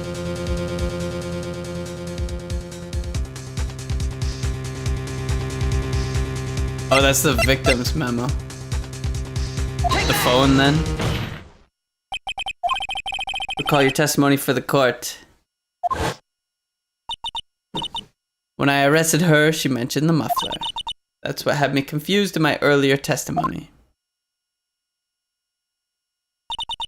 Muffler. Ark! Yark! Could it be that the muffler you heard mentioned was actually this exhaust pipe? If so, that means this piece of this cloth is vital evidence. Oh, woo! Okay. It's a little dramatic. Well, it seems we will. Okay, just like that. Alright. Suspend. I find myself wondering about that piece of cloth. A piece of cloth? we leave any question unanswered here, we do a disservice to the law. Have the car at the crime scene inspected at once and bring me that cloth. The verdict will wait until after we've seen all the evidence. Agreed? I suppose so. Whew. Alright. This court will adjourn for a 30-minute recess. It's lunchtime after all. Oh boy. To be continued. Alright, that's gonna be it for today. My throat is killing me. Thanks for watching. Thanks for hanging out. I'll be streaming Phoenix Wright again on Saturday, probably. So stay tuned. Follow my Twitch and subscribe to my YouTube. I'll see you next time.